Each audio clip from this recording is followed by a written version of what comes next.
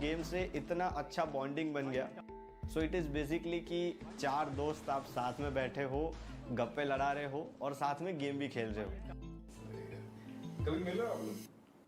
नहीं, हम एक्चुअली में चारों एक दूसरे को कभी नहीं मिले। प्लान बहुत बने मगर मिले कभी नहीं।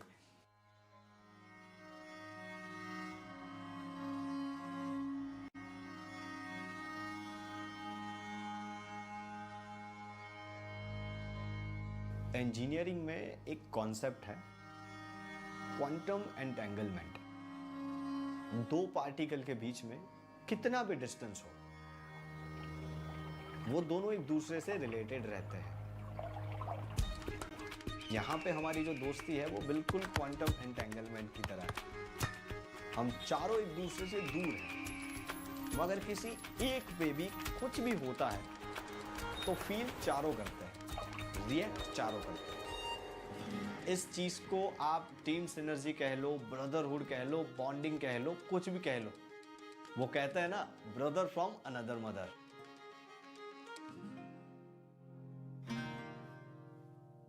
मेरा नाम हर्षित है और मेरा इन गेम नेम पीजी स्टॉर्म है। मैं Guwahati the city of temples में रहता हूँ। स्टॉर्म जो है ना, वो एकदम रिवेंज टाइप का कैरेक्टर है, इजीली ट्रिगर्ड पर्सन आप बोल सकते हो।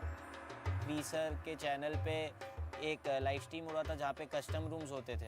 एक राउंड में प्रीसर ने मेरे को नॉक किया और मैंने एक राउंड में प्रीसर को नॉक किया था। फिर मैं और प्रीसर एक साथ ग्रुप में आए कि भाई कैसा लगा ऐसे करके। मेरा नाम है अमल कृष्णा, 20 years of age। मेरा इन गेम नेम है मिस्टर एके। एके एक्चुअली में केरला से है और एके का जो कैरेक्टर है वो भी एग्जैक्टली साउथ के मूवी के हीरो जैसा है। उसके साथ अगर आप खेल रहे हो ना तो आप कभी बोर नहीं होंगे। उसे पंगे लेना बहुत ज़्यादा पसंद है। और वो हमेशा बोलता रहता था एक मेडिकेट दे दो मैं सबको नॉक कर दूंगा, पर नॉक खुद ही हो जाता था जाके। और उससे भी स्पेशली पसंद है मेरी किल चोरी करना। भाई मेरा चोरी होता है किल, मैं किसी को चोरी नहीं करता, वो लोग मेरा किल चोरी करता है।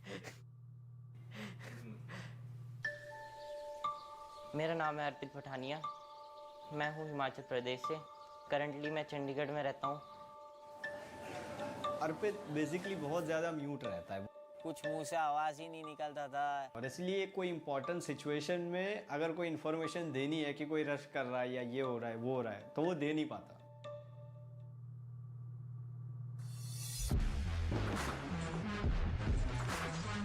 गेम में बेसिकली अर्पित और स्टॉर्म ये दोनों रशर है, क्लोज रेंज फाइट्स के एक्सपर्ट है और वो हमेशा आगे भागते हैं। मैं स्नाइपर हूँ और इन गेम लीडर हूँ तो मैं सबसे पीछे रहता हूँ।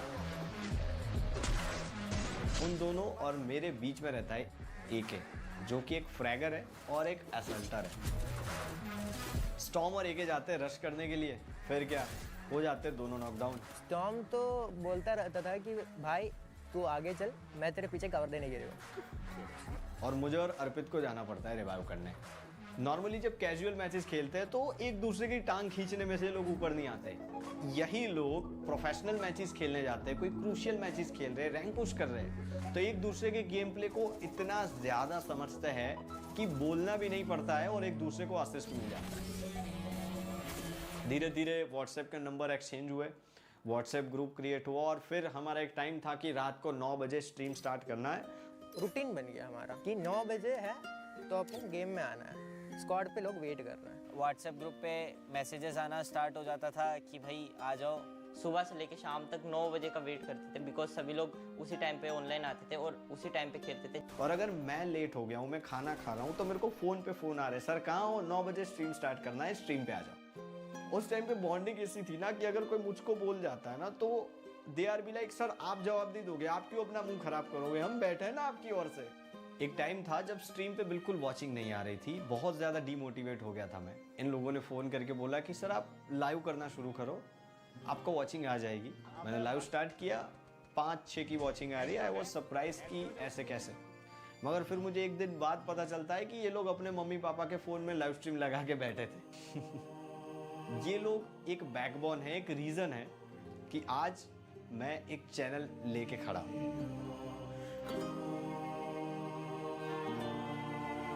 एक टाइम था जब मैं फाइनेंशियली और मेंटली बहुत डाउन हुआ था। एक के पापा को कोविड हो गया, ज़्यादा ही सिम्टम्स थे, तो वो पूरा प्रेशर में है। स्टॉर्म की एग्ज़ाम्स, पापा का बिजनेस, जितनी भी मतलब रिस्पॉन्सिबिलिटीज़ थी वो उसको कैचअप कर रही है। पढ़ने के लिए मेरे को घर से दूर इधर आना पड़ा। थोड़ा अकेला फील करता था, इंट्रोवर्ट था, इसीलिए ज़्यादा दोस्त भी नहीं थे। एक टाइम था जब हम दिन में 6 घंटे खेला करते थे और अब 6 महीने हो चुके हैं साथ में नहीं खेले। अब टाइम नहीं मिल पाता, पहले पढ़ाई थी, अब जॉब है। तो फिर सबके एग्ज़ाम्स आने लगे, सबका थोड़ा बिजी शेड्यूल होने लग गया, तो फिर सबने थोड़ा खेलना कम कर दिया। मैं बहुत मिस करता हूँ उस टाइम को जब हम सभी लोग गेम साथ में खेलते थे। काश कोई उसी टाइम मेरे को बता देता कि फ्यूचर में मैं गेम नहीं खेल पाऊँगा, तो उसी टाइम में 3-4 गेम शायद और खेल लेता। कभी मिला आप लोग? नहीं, हम एक्चुअली में चारों एक दूसरे को कभी नहीं मिले। प्लान बहुत बने मगर मिले कभी नहीं। याद आती है? बहुत ज़्यादा।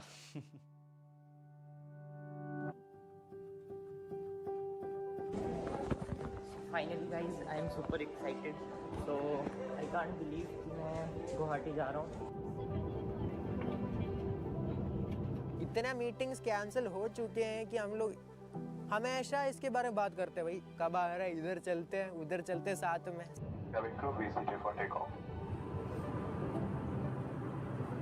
सब अपने काम में बिजी रहते थे और कुछ ना कुछ फिर रहता था, इसलिए मिल नहीं पाए।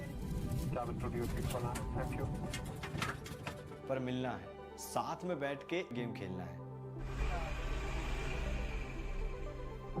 भाई मेरे को तो उन लोगों से मिलना है, एक मीटअप तो बस कुछ भी हो करके रहना है।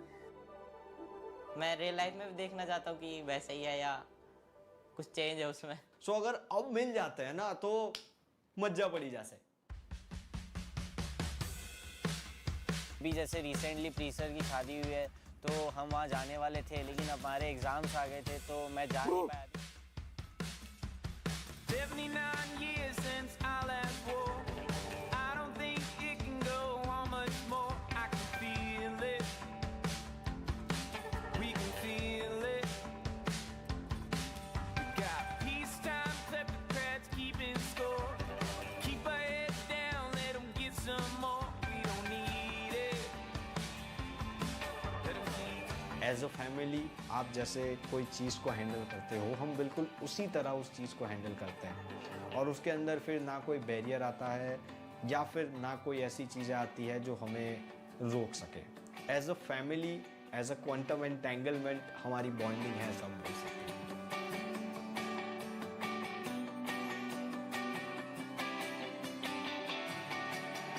मैं तो हमेशा कहता हूँ live free fire max game की तरह है। कभी आप जीतोगे, कभी नॉकडाउन भी हो जाओगे, पर हिम्मत मत हारिए, क्योंकि गेम की तरह जिंदगी में भी कोई आएगा, आपको रिवाइव करेगा और एक ना एक दिन आपका बुया हो ही जाएगा। तो फोन उठाओ, अपने दोस्तों से बात करो और Garena free fire max Khelo. They're making bad days and worse. Bad days and worse. Bad days and worse.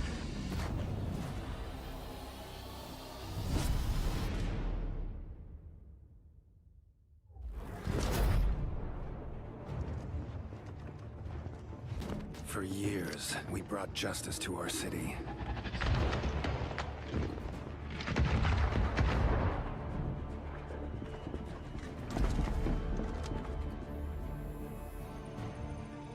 We made mistakes, fought amongst ourselves.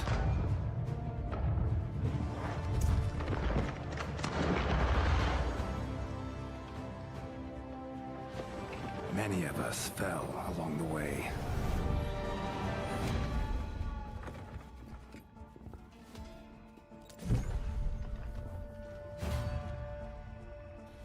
I almost admire your perseverance, Tyson.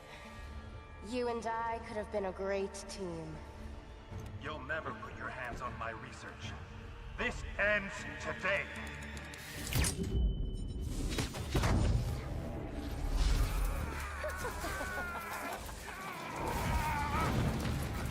You need to fight back. Sonya is controlling you. No, old friend. She freed me.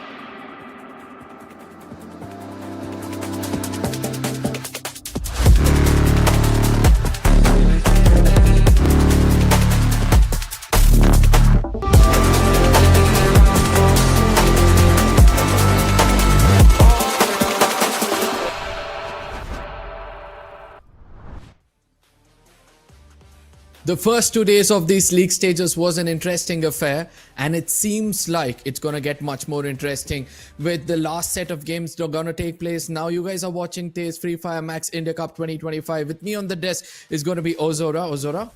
Ozora, straight up, I'm going to put you under the bus. What are your expectations for the day? Expectations, I'm going to see Godlike at the tippy top, of course, because of the firepower that they could showcase in day one itself. I mean, against all the odds, they perform so well alongside TG. So you never know, a couple of these teams can tabletop at the end of the day. So I'm super excited to see them come on the top, and that's where I can answer your question right there, right now. I mean, Ozora, you know what? I've heard something called a caster's curse, right? And I hope that this time around, Godlike is not going to tag you for any of those stories. Now you're throwing me under the bus. That's why, it was kind of pre-planned that, at the beginning itself, I was like, okay, let me ask him what is the expectations for the day and eventually drag him out here. But ultimately, yes, today is going to be all the big dogs coming in. We're going to have Total Gaming coming back, Godlike coming back. But again, yesterday, when we saw teams like NG Pros going all out, I think that today is going to be different. The more we discuss about this, the more things are going to get interesting. But for now, we'll be looking at the event timeline to understand how things have been so far, because it all started off at the very beginning of the online qualifiers. But for now, we're looking at the league stages, which is going to take place between August and September in this year. And now we'll be stepping into week 2, because this is the last day of week 1. Well, week 1, the action itself is showcasing that week 2, it's going to be Judgment Day. So how teams are going to perform since day 1 will be super important. But week 1 is looking pretty neat. I can understand and go ahead and even form some kind of a story in my head in sense of how these teams are playing. So I'm just enjoying at this point of time, but the teams are not going to do that. They are going to perform their level best, and this is how the entire tournament went forward. Online qualifiers, we had total of 48 teams from the FFC qualifiers, and from there on, week 1, A and B, we could see them fight it out, C and D as well. Moving forward towards week 2, 36 total teams were there, and at the very end, top 6 from each group headed all the way towards the team qualifiers, which is the league stage. Total 18 teams is what we are looking at currently. Yeah, 18 teams divided into 3 different groups. 6 amongst those teams will be present in each of these groups. What they're going to do is they're going to play the league stages. And league stages, the first week is going on right now. Today is going to be the last day, after which then there's going to be another week where they can put some more points on the overall standing. And after which 12 top teams from there will be heading forward into week 3. Indeed, week 1, week 2, super important for them to go ahead and perform. Like you mentioned, week 3 is going to be super vital as well. Couple of teams are going to go directly towards the grand finals, and from there on, 12 teams are going to enter towards week 4, perform yet again, and from there, a couple of teams, and then top 6 teams from there in 14th September will be decided for the grand finals. Total of 12 teams are going to be seen towards grand finals, and I'm super excited to see how this entire league stage is going to shape the entire reigniting of fire. Absolutely. I feel that the fire is already burning. There's been a lot of curry being prepared as well, but the masala is still to be added because week 2 is when we'll be witnessing most of it. But let's not forget that from week 4, we're going to be getting the complete 12 finalists who will be heading into the grand finals. Again, the format of the CS, the class squad, is going to be a Swiss state style. That is the top 8 teams from the BR mode. After week 2, we'll have an opportunity over here to make it into the top 8. True, and as you can see, the ones which are not highlighted with white, it's all going to be a BO3. From there on, 4 teams are going to be decided, and those 4 teams are going to head all the way towards the finals as well. BO5, nonetheless, to go ahead and showcase which 4 teams are going to be super accurate and agile to reach towards the CS Swiss stage. So I'm super pumped, super excited. Grand finals are looking pretty neat. Team 1, Team 2, Team 3, Team 4, all of them still to be decided as the BR mode is still not over. And like you mentioned, Arka, it's going to be top 8 teams heading towards the CS stage. So it's still a lot of way to go. Absolutely. Now the grand finals as well. It's going to be eliminators after eliminators. And finally, we're going to have a champion who's going to walk away with a big chunk of money. Now, speaking about this money, we'll have to look at the, prize pool. And we'll be understanding how things will go forward. But before which, let's look at the champion rush format, which is going to be used.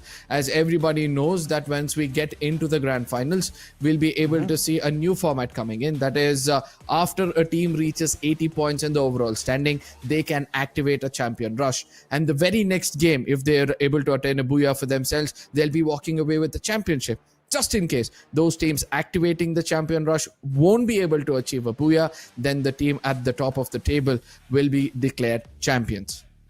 Well, true. Very well explained right there, Arka. And that's the kind of consequences the teams have to face if they do not get their booyahs. They have to go all the way towards the 10th map and then later on see with the decision of what's going to happen. Either it's going to be eliminations, either it's going to be the amount of booyahs that you have received, and it'll keep going on with the categories. But before all of that, the fight is all about the prize pool. The prize pool is a massive chunk of 1 crore where BR receives 80 lakh and Clash Squad receives 20 lakh.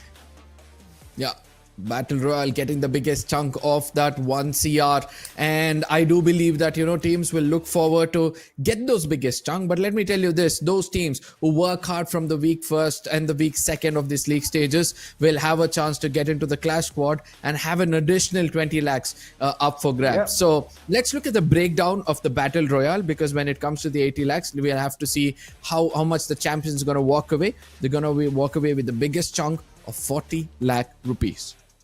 True that, and first runner-up with 15 lakh, second runner-up being 7 lakh, 4th place, 5th place, 6th place, the number gradually keeps decreasing, but you'll still receive a lump sum at even 11th and 12th place. It's 50,000. I know it's little, but for that, you have to reach towards a tippy top. Champion is one of the places where teams are going to head towards. Moreover, the MVP as well is having certain amount of prize pool, which is 50,000 that you can receive from the entire chunk.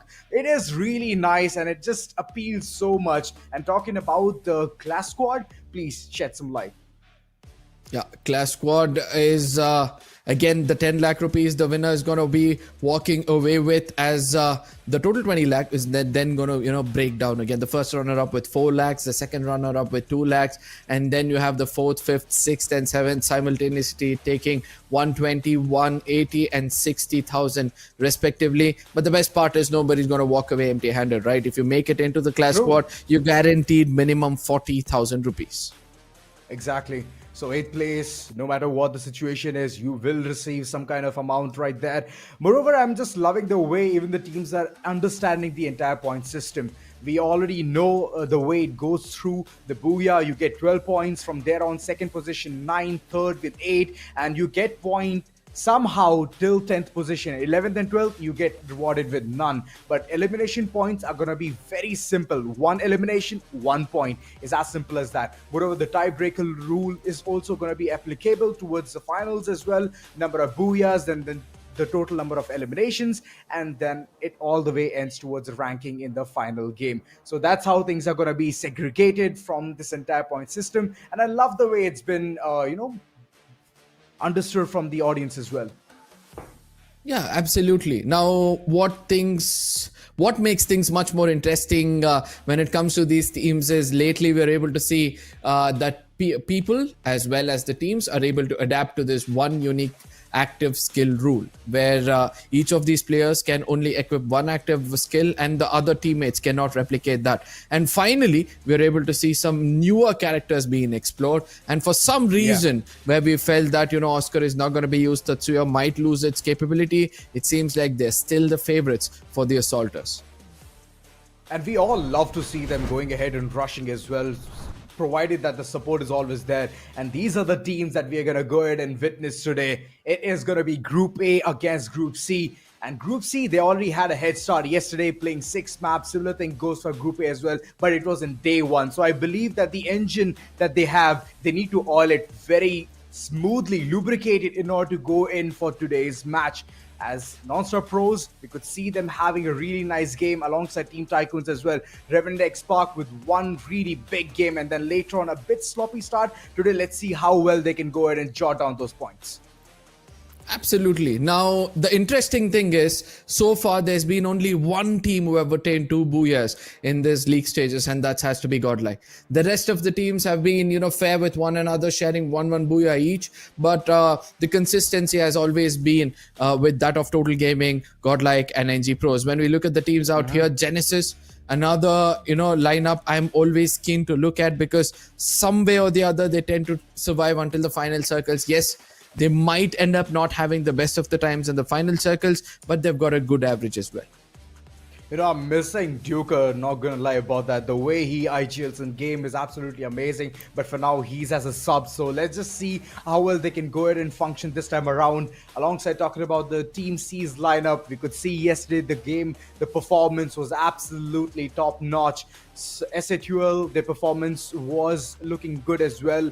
Moreover, today is the time where they have to go ahead and showcase even better performance. Revenant, SATUL, and Autobots, all 3 of them, they need to shine. As Car 98, they did the heavy lifting yesterday itself. So today, all they have to do is reap their rewards. Yeah, very much. And those people who have sowed that hard work yesterday might be reaping benefits, like NG Pros and Team Tycoons, because these are the teams who showcase to us that they are capable of racking up a lot of eliminations. So I'm looking forward to see which of these teams will look forward to some early skirmishes. But for now, let's compare and see the 2 teams who have played 6 matches each, and they're looking to complete the further 6. For now, it's going to be Godlike at the tippity top when it comes to those damages, but when it comes to those placement points as well, it seems like Godlike is like, you know what, we have got everything sorted, as NG Pros are creeping up slowly, trying to catch them up. From online qualifiers, this is the comparison that we can see. 6 total booyahs coming from Godlike. So they're clearly one of the teams who loves to set foot inside the ring alongside get those elimination points as well. So all round, they're a really good performer whenever it comes to all of these segments. We're talking about the head-to-head. It's going to be Vincent against Katie God. Katie God, yesterday's performance was absolutely great. But today, you have to embark a different journey altogether. Vincent, we could see in day 1 of week 1, it was absolutely amazing. He was getting those knocks, he was getting those eliminations and supporting the rushers as well. But it's all about the way they can go ahead and complement each other, right? So they have to do the heavy lifting for the team. Absolutely. Now, the important part is we are able to see one person has more eliminations, but the damage is also way too much. Whereas KD God has been more clinical with lesser damage and more eliminations, in comparing the average as well. He's got better knocks and the assists have also been greater. So I'm waiting to see, how these 2 players are going to perform today. But again, it all comes down to teams, trying to get the perfect kind of a sync between each other. Once the momentum builds up, that is where their true potential comes out. And for those who are looking forward to the kinds of maps they'll be playing, we're going to be starting off with the 3 non-default maps of Solara, Nexterra and Alpine, and after which teams can kind of make a comeback. Yeah, it's gonna be pretty nice and dandy, but it's all about the momentum as well, Arka. I mean, starting 3 maps, it's out of the syllabus. I know it's been there in the system since quite some time now, but it's all about adaptability, where teams are playing very volatile. In Solara, yesterday itself, we could see the example, and Team Tycoons, they were the ones to go ahead and grab that booyah. It might be the similar situation, but most of the time that I could see, the lightning never strike twice at the same position. Oh my God. Couldn't have been more critical than that. But let's see whether it's going to be the gods down on their knees or going to reign supreme. But Jaunty Gaming, this is one of those teams I love to see in close range battles, because they are the only team who've got the right kind of counter strategy against any team. And so far, if I've seen Godlike being decimated, it's only happened because of this team rushing against them. So far, they've not got any kind of booyahs, but still, they've got 15,000 damage, shows that they are keen to get those eliminations earlier. Not only that, NG Pros, they're also showcasing a lot of grit in their entire performance, but the preferred drop spots is one of the places where we will be focused more about. Archway, Bloomtown, let's just call it center of the circle, right? TV Tower alongside Bloomtown, Archway, it just familiarizes a lot of territories where teams are going to plan on to some really nice executions, but the teams who are going to stay away from all of this chaos is going to be Jaunty, and you can see even NG Pros heading all the way towards Delta Isle, and Windmill being contested by a couple of teams. So Eco Train, Bayside, Casa Vista, Studio, these are the places I believe if they're going to be contested, then they can all watch what's happening towards TV Tower and slowly make their way towards the third parties or the fourth parties. Absolutely. Now, there are places like Studio which have got ample amount of loot for a squad, but still, teams tend to stay to the center of the circle. I'm hoping to see some different kind of an approach today, because the first 2 days, both these groups have played and their strategy is now an open book. So the counter strategies will have to be, more of controlled aggression, trying to be more tactical than blindly rushing against the team, because now we know that teams are capable of getting double-digit eliminations. It's not just the team, some solo players are also able to do that as well. Well, here's the best part. Team A, they stood behind. Of course, they did not get the opportunity to play yesterday as Group B and Group C were taking a fight. But they had the moment to go ahead and understand what's happening, analyze the entire situation, where the teams are dropping, and from there on, plan their own strategy. Team C, of course, they had their entire part where they took the fight and they showcased that they are not to be, they're to be feared about. And that's what they could showcase since the entire game. So let's see how well Group A is going to cope up. But we have already coped up with our kind of predictions, and I would love to see what you have predicted, Arka. Non-stop gaming. Nice.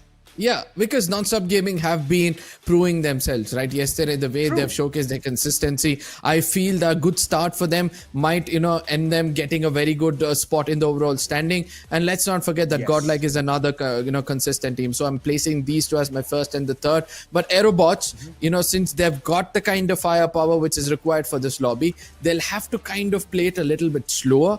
And if they're able to adapt to that kind of a controlled aggression, then things can be better. Aerobots, yes, hands down. They have been one of those teams who can just slowly but surely creep up to the pace of what the actual table toppers are bringing onto the picture. So I'm really loving the amount of picks that you have brought into the entire scenario. So overall, let's see how well these teams are going to go ahead and jot down those points. I would say SATUL, they need to embark yet another journey of comeback, as they could not get those points yesterday. Today is the time where they're going to perform. They remind me of Vashishta. As Vashishta, day one, they did not perform so good, but in day two, the way they caught up to the pace was absolutely amazing. And I think that similar kind of performance can be replicated by this team as well. But why Genesis? Because I've not seen Genesis being chosen by most of the casters in so many maps, but yet you went with Genesis. Is there any specific reason?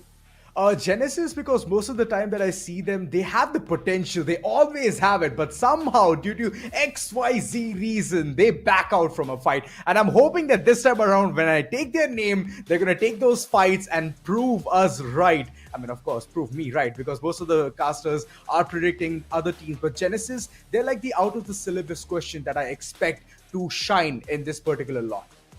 Something similar to Autobots, but again, the bottom of the table is where teams will have nothing to lose and they look forward to, kind of being bonkers in the lobby today. But the teams on the top, they would love to maintain their consistency. We are just few seconds away from starting this game, ladies and gentlemen. It's time for you guys to not only hit the like button, but also share it among your friends, because let this action, let this entertainment be something which can be shared. True, and not only that, it's going to be very intense. Like we mentioned, it's going to be so many giants clashing, locking horns against each other, and I believe it's about darn time that we're going to jump right into Solara, a beautiful map where we can see a lot of versatile gameplay coming in from so many teams, and we could see a huge cluster towards the dead center itself. So let's just go ahead and see how well this entire flight path is going to take towards and where and all teams are going to head to. Oh yes, the flight path, making things interesting for those who are looking for a drop clash to the southern side, right, above TV tower, ending somewhere towards the studio region. And I believe that many teams have chosen otherwise. I can see that Seoul, they've gone in for a 1v3 split, and there's going to be a 1v1 battle, one of the players of Team Seoul and Autobots. And whereas on the other side, we're able to see that the NG Pros have gone into the Delta region. It seems like the drop location seems to be changed a bit. Yes, of course, it has to, as the entire cluster was there towards the middle itself. And now looking at the way Autobots have already initiated things. Divine, what a lovely battle coming in from his end. Takes down Mayank and eliminates him as well. Elimination leader being called in, Divine, initiating things on a really good note. But here's the thing about early fights, early confrontations, that the players are going to just land back into the game as soon as possible. Absolutely. But Autobots, are they going to pounce upon the solo player towards that Casa region? Because both the teams knew that it was a 1v1 affair, right? And Divine, he was clever enough to, evade from that place immediately as soon as the job was done. But it's time for us to speak about the Devil as they appear on our screens. It's got to be godlike. They're looking forward to continue their domination in this tournament. The only team so far to attain 3 booyahs back-to-back, and they've showcased a lot of potential. And look at this. They're going to be challenged right now by the side of K98. Soul gets in closer. He gets a knock. And the confirmation follows up so quickly. And now I feel he has taunted the Lions. Car98, lovely performance since yesterday. They're just bagging those elimination points left, back, and center. They're looking very confident, Arka, not gonna lie about that. The way they made their way all the way from online qualifiers versus league stage, there's a huge bump in the way they perform, and I'm loving it. Godlike, for now, all eyes on them. They're gonna take this fight against Car98 once Bod God understands the gravity of the situation. Things are gonna get very dicey. But these are some lovely shots coming in. And Genesis, they're up for some really nice confrontation. Absolutely. Arjun, now as an eye on Ayush, shots being taken. The second one connects perfectly. Will be rewarded with an elimination for that hard work. But the persistency need to stay. Because right now he's playing as a supporter from a distance, keeping an eye for anybody else pushing against his 2 players. Zoeb comes out in the open, but still doesn't get tagged off. Radhe Thakur has also got an off angle out here. And Genesis, the clever part is they've let one of their players run away from this position. Junior is somewhere far away. And ETA as well as Zoeb will now try to contest this position. Probably get some eliminations as well. But will they be able to pull this 2v2 off? Oh, Kid no. Cooking up a grenade right to the window where the opponents exists. At the nick of a time, a good glue wall comes up.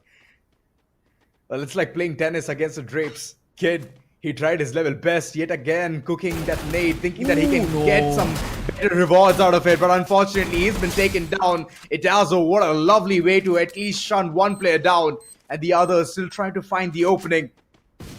Lovely nade being cooked, knowing the whereabout alongside the binoculars used is going to give additional bit of information upon where the opponents are. Ayush, yes, in the midst of all of that, has been taken care of. But here's the thing, right? Genesis, no. they're more than capable of taking this fight against Nightmare. I mean, I saw the minimap a few seconds back and I see Jaunty Gaming is kind of heading towards this region. And they've been very well known for the third party. And guess what? They have complete information. There were two eyes from this corner, from the side of Genesis to look out for a player. But it seems like they've fallen back as well. NVME, I'm sorry. Radhe Thakur not at this position. Kunal now trying to head to the center.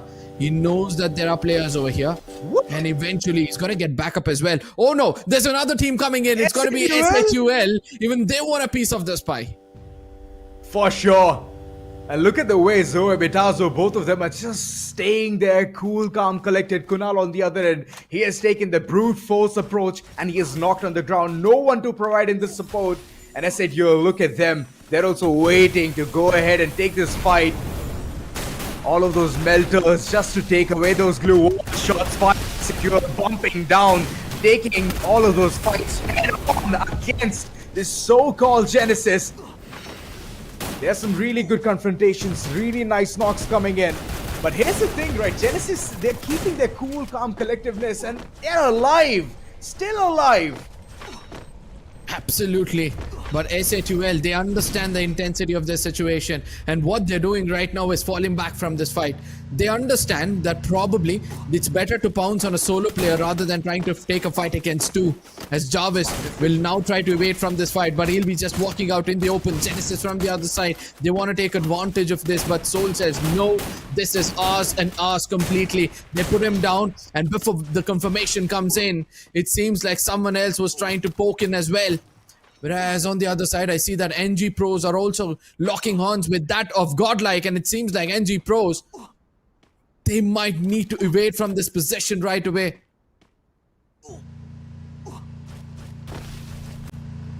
There's still some fight left. Marvel shots fired and it is gonna hit right at the temple of Itazo.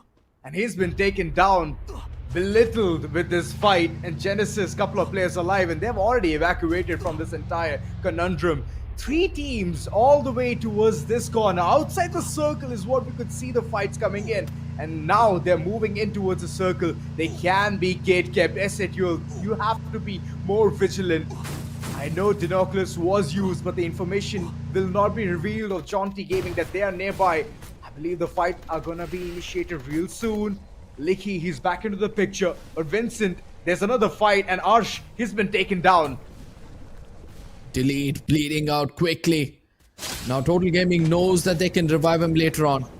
Godlike versus NG Pros was happening far away. It was a 1v1 affair, and both of them decided to fall back to revive their teammates. With NG Pros having all 4 players almost in, and Godlike similarly, now we'll have to see which among those teams will look forward to more eliminations. Team Tycoons on the other side have been as silent as possible, and there it is, a 1v1 battle. I don't know how come they did not expect a player to be there. Aztec gets one player, puts a chrono shield. He's expecting another one to get in closer, puts him down as well, but eventually gets traded off. This is the man advantage we speak about. Textbook basics. Red Right from the side of Team Tycoons will now have a sigh of relief as they revive one of their players. Flash is gonna come back into the picture. Vending machine was being gate kept from the likes of TG. And I'm loving the kind of enthusiasm that they could showcase that one player, Aztec, was about to take yet another fight and win that. But Mafia on the other end, he's been taken down. Bot God, complete good shots coming in from their end. And Guard 98, they are messing against those big bulls in the game. Genesis kind of living up to our co-caster's expectation for now. We've got 3 eliminations already. Uzora, I believe that you're going to be a little bit proud at least, because now we see that this team is sticking together rather than going in for those splits. So probably, in case there's another enemy around the shoulder, it seems like they're going to be having a head-on battle, which they're actually strong with. True that.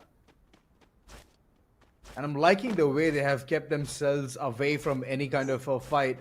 But in the midst of all of that, there was this confrontation coming in from Jaunty Gaming alongside SATUL, and in that they could find at least 3 eliminations. That's really good. Good start from their end. And this is not just it. They need to slowly but surely even bag booyahs, which is going to be a vital thing to ask. But talking about the circle, it's shrinking in, and TG, they're going to be gate kept from Team Tycoons as they're the ones entering towards the circle. And wait a second, Aerobots, they also want a piece of this pie. They want to take this fight head on. It's going to be fun. You know, somewhere I feel that, Godlike have now shifted gears. They've gone back to a defensive mode. Because at the middle, in the archways where they were having an affair with NGs, and then eventually, as soon as they understood that things are not going their way, they go all the way towards the studio region, get themselves revived, loot properly, and now they're trying to make it to the center of the circle. And this could be the first time we'll be able to see that Godlike is not in the center of a circle. And Jaunty Gaming, they've got into Archway, now extending their wings towards the side of Nonstop Gaming. You were speaking about TG, it seems like they're not going to be gate kept. Whereas the southern side of the map, TV Tower, is where the new action is going to take place. Most of the circle is outside. There's not going to be any cover being provided, and that's going to be very tough. But this bird is going to get clipped. Soul, he has to bite the dust. Car 98 being gate kept. And look at the way RNTX is performing. Most of the time we see them, they're very isolated. They take very less fights. But this time around, they're doing every single thing so perfectly. Harsh thought that he's going to stay there safe, provide support to Bot God, but unfortunately he's the one under the radar. He has the healing pistol and he's providing the kind of support that needs to be provided at the nick of the time. Oh, wait a second. What's happening here? What was Genesis doing out of nowhere?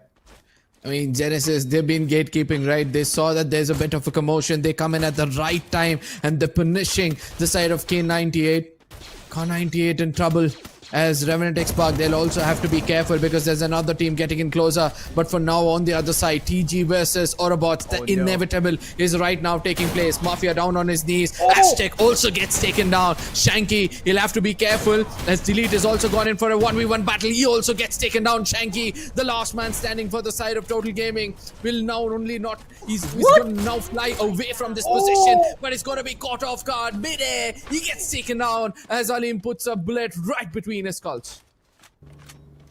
What a lovely fight coming in. I thought it's gonna be a very shaky situation, but somehow the way Autobots have landed all of those shots, and there's another team, Autobots, taking this fight against SATUL, and Nonstop Pros are just watching from afar. This can be that third-party opportunity that they are waiting for, and they can rock it. But wait a second, it's all silence.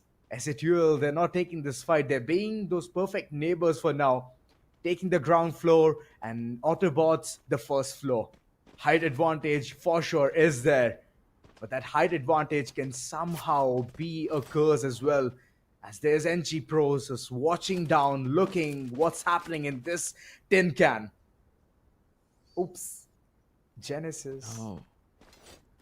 No. Will somebody dare to get in there? Jaunty Gaming on the other side. 2 players got taken down. Godlike versus Jaunty Gaming. Vincent gets in closer. He knows that he's already done the damage. A beautiful shot being connected out there. And he sees the next target, Nancy, right behind that blue wall. Gets in the air. Vincent, he's got to flip that bullet into his skulls. What a beautiful shot coming in from the side of Jaunty Gaming. And Godlike, they're not looking good. They've got 4 eliminations so far. And now they'll have to head back into the lobby. As Non-Stop on the other side have now started to pick up frags as well. NMR, Radhe Taco gets taken down. The Thiva revival so quickly. Now Jaunty, they have their interest towards the side of NMR. Oh, they're running away. They know it's the smartest decision out there. Jaunty, couple of players alive, shots fired on the backs, and now all the glue walls are going to be utilized just to save themselves. Aerobots, they were waiting for this opportunity so keenly, and they have received it. Every single thing fading away. Jaunty, it's not looking good for them. 2v4 situation where one already bites the dust. Jarvis not looking good. He's crying for help. And SATUL in the middle of all of that has been eliminated. But Vincent, being the last man standing from the likes of Jaunty, will perish away as well. as Aerobots, they're constantly wreaking havoc in this entire lobby.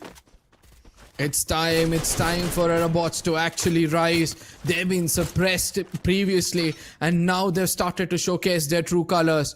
And look at the way they're dominating from one corner. Yes, there's only one team with all foemen standing inside of the circle in the name of Non-Stop Gaming. And there's another team slowly making sure that they get into the circle as well. And that's going to be the side of Team Tycoons. Whereas on the other side, a push comes in from NMR. They've taken down one player, Struggle. Right now, gets revived quickly, steps back, but still gets taken down. Non-Stop Gaming, it seems like they have two different teams rushing in against them. Anubhav gets taken down. Kots on the other side, he'll have to jump around, make sure he buys time. As Manu is started to take shots, Manu needs to fall back, revive one of their teammates, but I don't think so. It's going to be easy as Aerobots are going to be rushing in against them. And comes the Tycoons from the other side as well. Even they want a piece of this pie. K98 is also getting closer, and with all of those, NG Pros gets eliminated, and we are down to 3 teams on our screens. God 98, last man standing, bot god. He's waiting with the arm just far off to take a couple of pot shots, at least get a knock or two. But ARZ, they're playing it so smart. Aerobots, so far so good. 3 players alive, but Team Tycoons, they're looking very low with confidence as they have just 4 eliminations. And look at that hot streak onto Aerobots. This can be that golden opportunity that they needed so far, so long, and they have waited it for so much time. Car 98 shots taking bot god already nullified. Now it's time for Team Tycoons to take the fight against Aerobots, where Aerobots, they're itching to take this fight, and one by one the HP is lowering down. 3-man squad rushing down onto Flash, and Flash bites the dust. The others are still waiting for that golden opportunity, where Gopu OP thought that he can do something better, but unfortunately if you go one by one, then Aerobots are gonna bite you down one by one. Hitman, last man standing, and he fades away as well. What a lovely booyah coming in right off the bat from the likes of Aerobots. As expected, I was expecting this from the side of Aerobots from the get-go, and what a way have they dominated. I just love every bit of this gameplay coming in from their side, because the first thing they did was being aggressive from the get-go. They did not shy away from any fight, whereas the teams on the other side, they were kind of expecting Aerobots to somehow hold on to their horses in between those fights, because once a player gets knocked down, they were immediately revived, and then again they were back and kicking. And that's how it functions, right, Arka? It always functions in this manner itself. Aerobots, it all started that they were heading all the way towards the upper floor in that container section itself, and SHUL, they were towards the ground floor. From there on, teams were just constantly pouring down, looking upon them that they're going to get at least one pick or two. Those eliminations were looking really nice, but eventually Aerobots, the way they bounce back itself showcases that they have a lot of grit in this entire lobby. And the fights that they took, waited till the very end, the expectations were through the roof. And here's one of the places where I would like to highlight NG Pro's Manu. He had the opportunity to at least shut down the entirety. He was on the back lines, but unfortunately he could not do much. And that's how you rush. That's how you make yourself known that you're bouncing at the doorstep. I mean, NG Pros, they couldn't do much. They got bounced from 2 different directions. And when things were not looking that great, there comes another team in the name of Car 98 trying to tag them off as well. So I feel that, that's the best they could do in that position. Probably if they'd held that high ground inside that, higher floor, and they could have fortified that, then things could have been much more better. But nevertheless, things have been looking good for the rest of the teams as well, because more elimination oriented, we're able to see a few teams trying to pick up the final moments on our screens right now. Yep. Good shots. Team Tycoons as well, they tried their level best. 3-man standing, and still they chose for a 1v3 rather than just going 3v3. And that's where they fell short with numbers, and later on, the way the execution was coming in. Look at the celebration! Aerobots, my oh my, the hype is real! Oh, yes. They were enjoying the game, and that's the most important thing. Everybody knows the firepower is neck to neck with all these players. But those teams who, get away from that pressured situation, try to, enjoy the game very well, will be rewarded with smiles at the end of every single game. Yes, the Booyah team is going to walk away with 27 total points with 15 eliminations in their hand. And for the first time, I'm shocked to see that no other team is able to cross the double marker when it comes to eliminations. Everybody have shared those eliminations, due to which the point difference is not going to be that great between NG Pros and Godlike. It's very neck to neck. As you can see, even Nightmare Esports, they're hanging there with 10 points, SSUL with 9, and then later on it's slowly, gradually decreasing. So overall, it's not that it's heavily dominated, but Aerobots for sure have bagged that 27 points, which will give them some kind of a difference that they were expecting since so long. Aleem being the MVP in the map of Solara, for sure, he has to go ahead and perform as he's the rusher. Tatsuya equipped, 5 eliminations and damage of over 2k. So overall, a really good performance. Absolutely. Now, the interesting part is most of these players are starting to use Antonio as a passive skill, because they understand that now it's important for us to, hold on to our vests. They need some added points to their vests and HP as well. And that is what, Antonio does. And it has been helping them, because I've recently seen it's not just Antonio. They've also started to use Andrew as well, because both these characters help you in increasing your vest between fights or after fights, which is the perfect answer against an AC-80. Exactly. Moreover, tanking is important. AC-80, the way it's hitting, the way it's been buffed, they are for sure going ahead and finding those alternate solutions. And these solutions so far are looking very concrete. And these are the kind of equipments that we could see. The rushers are just performing so well. Hyper on the other end, being the grenadier, he is also providing the kind of support that the entire team needs, flushing those nook and crannies where teams potentially can make their own base around it. So overall, good damage being portrayed. Sham OP on the other end, he is the sniper for sure, but 616 damage, it's too less. Yeah, his job was to survive. His job was to make sure that, only convert those knocks. And at the same time, we did see that Sheik played a very, very vital role. 10 assists. We saw even in the final fight, he was using those treatment gun to revive one of his teammates. And that's much more crucial. But when we look at the game summary, we're able to understand that Solara was a bit violent in comparison to the other maps yesterday. 92 knocks with 52,000 damage. Shows that, yes, teams are looking for eliminations. This is just the beginning. And 52k is just a start. Imagine what will happen later on towards the very end. And I'm just loving the kind of hype all of these teams are creating as well. Group A and C, I for sure knew that it's going to be very volatile. Group A, they've been itching to go ahead and play their final 6 maps. And Group C, they are just going ahead and finding that momentum from yesterday and just banking upon it, which is very important and vital at the same time. So let's just see how well they can perform. And I'm hoping that this fuel, this fire that is ignited already, should not flame down. It should always keep igniting and igniting till the max.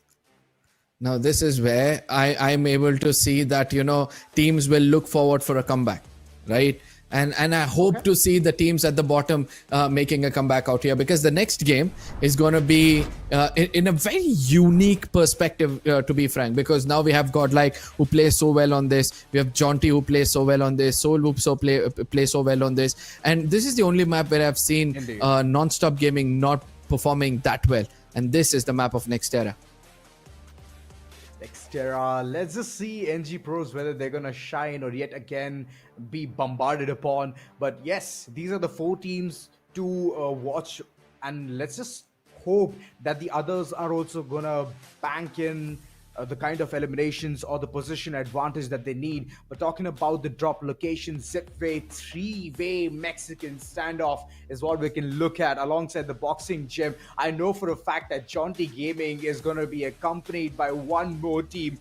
And this is just like the predictions that we can say, the preferred drop spots. These are very, very versatile, and these teams know where to drop once they already understand that there's another team who's heading towards a similar direction. So Expectations versus reality. Let's just go ahead and see what will happen. Now, Zipway is where we have got three teams, three big names.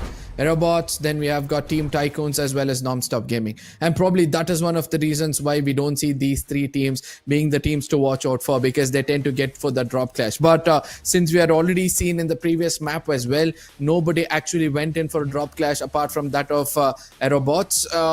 I believe that this time around also there's going to be a similar situation, as team would want to first load themselves up really well and then try to come in for a fight. Yep. Well, talking about the predictions, I've already locked and loaded, and it's going to be super exciting to go ahead and see it again what will happen. Well, yes, Godlike and Total Gaming are the recurring one from our end, but RNTX alongside Car 98, these are the only two places where we both have not agreed upon. I mean, we didn't agree upon Genesis as well as Aerobots in the previous time. Yeah. But for some reason, I had a smile on my face at the end of the game. But this time around, I hope to see the Spark doing the same as well. Because RNTX, they are capable of some really good frags. And let me remind you, they were one of the higher elimination takers in the previous stages of this tournament. And they were in the top 3. So I'm expecting them to, start pumping off. Nothing taken away from Car 98, who are looking kind of promising from yesterday. True. So Car 98, because of that promise and alongside the peer pressure of going ahead and performing, I believe that they can at least find some really good numbers to bank upon. As yes, they have performed very well yesterday, but it's not just that, right? You have to go ahead and seal the entire deal, and these are the starting maps where you can go ahead and catch the curveballs. Later on, it's all predictable games, as we're going to head all the way towards Kalahari and Purgatory alongside Bermuda. So these are the places where we already know that teams are going to head towards these areas, and these teams are going to perform the most as it's their OG maps. So let's just go ahead and see how well they can go ahead and play in these curveball situations. So yeah, expectations versus reality, we'll see that real soon. Absolutely. Now, Aerobots, Autobots, this got to be one of the other teams, I like to bring, shed some light upon, because I had not seen them play so well previously. Yes, we did see that one of their support player was the primary, flag bearer for this team. And this time, in case he gets targeted, if Soil gets targeted in this game, I think things are going to be very, very, not so great for the side of Autobots. For now, ladies and gentlemen, it's time for you to go share it among your friends. Make sure that you share this link, because the next game is right around the corner. It is going to be next level, and we all know how teams also plan about going for the rotations, and most of the time it's unpredictable turns coming in. Those circles are obviously going to be a blessing in disguise for the teams who are going to head towards the dead center and then later on call in their shots. But for now, let's just directly dive into the game and understand what will happen next in the map of Nexterra. Absolutely, we are stepping into another map which makes things so much more interesting with all the kind of urban warfare it can bring in, and the flight path as well seems to be favoring every single team out there. Ladies and gentlemen, we are looking at match number 2 in day 3, as the flight path starting all the way from mud site ending towards the intellectual center. The flight path dissecting the map into 2 equal halves is going to make sure that teams can go to their respective drop locations. And in case somebody wants to go in for an early skirmish, they're always welcome. Boxing gym completely uncontested. Jaunty Gaming. Look at the way Kunal is already spreading his wings. But there is one place that we will all look upon, and it's going to be fun. SATUL alongside Nightmares. Alongside there's even RNTX. And this is going to be an instant regret for most of them. There are knocks coming in, but the confirmations are still not out there as a long-range battle. The 3-way Mexican standoff. SATUL are not having such a great time, as Harsh, he's been targeted, and we're able to see that Kid and Arjun is just right behind him. They know his location exactly. A jump shot might be coming in. The P90 is going to be singing that song. And SATUL get eliminated even before they could pick up one elimination. What a sad start for this big name. Oh no. Nightmares. What a lovely start from their end. KD God, he's back into the picture, revived, and HP It's slowly coming back. Shots fired. There's another team in the midst of it. And Nightmares, look at the way they're functioning. They're taking shots at every single one of them. And RNTX is next in the radar. A couple of knocks and the conversions still not taken. What can KD God do? He's calling in for a lot of support and help. And I believe the support and help will be provided. One player already brought back into the picture. And the other, instant revival will be the call. Thiva is very important.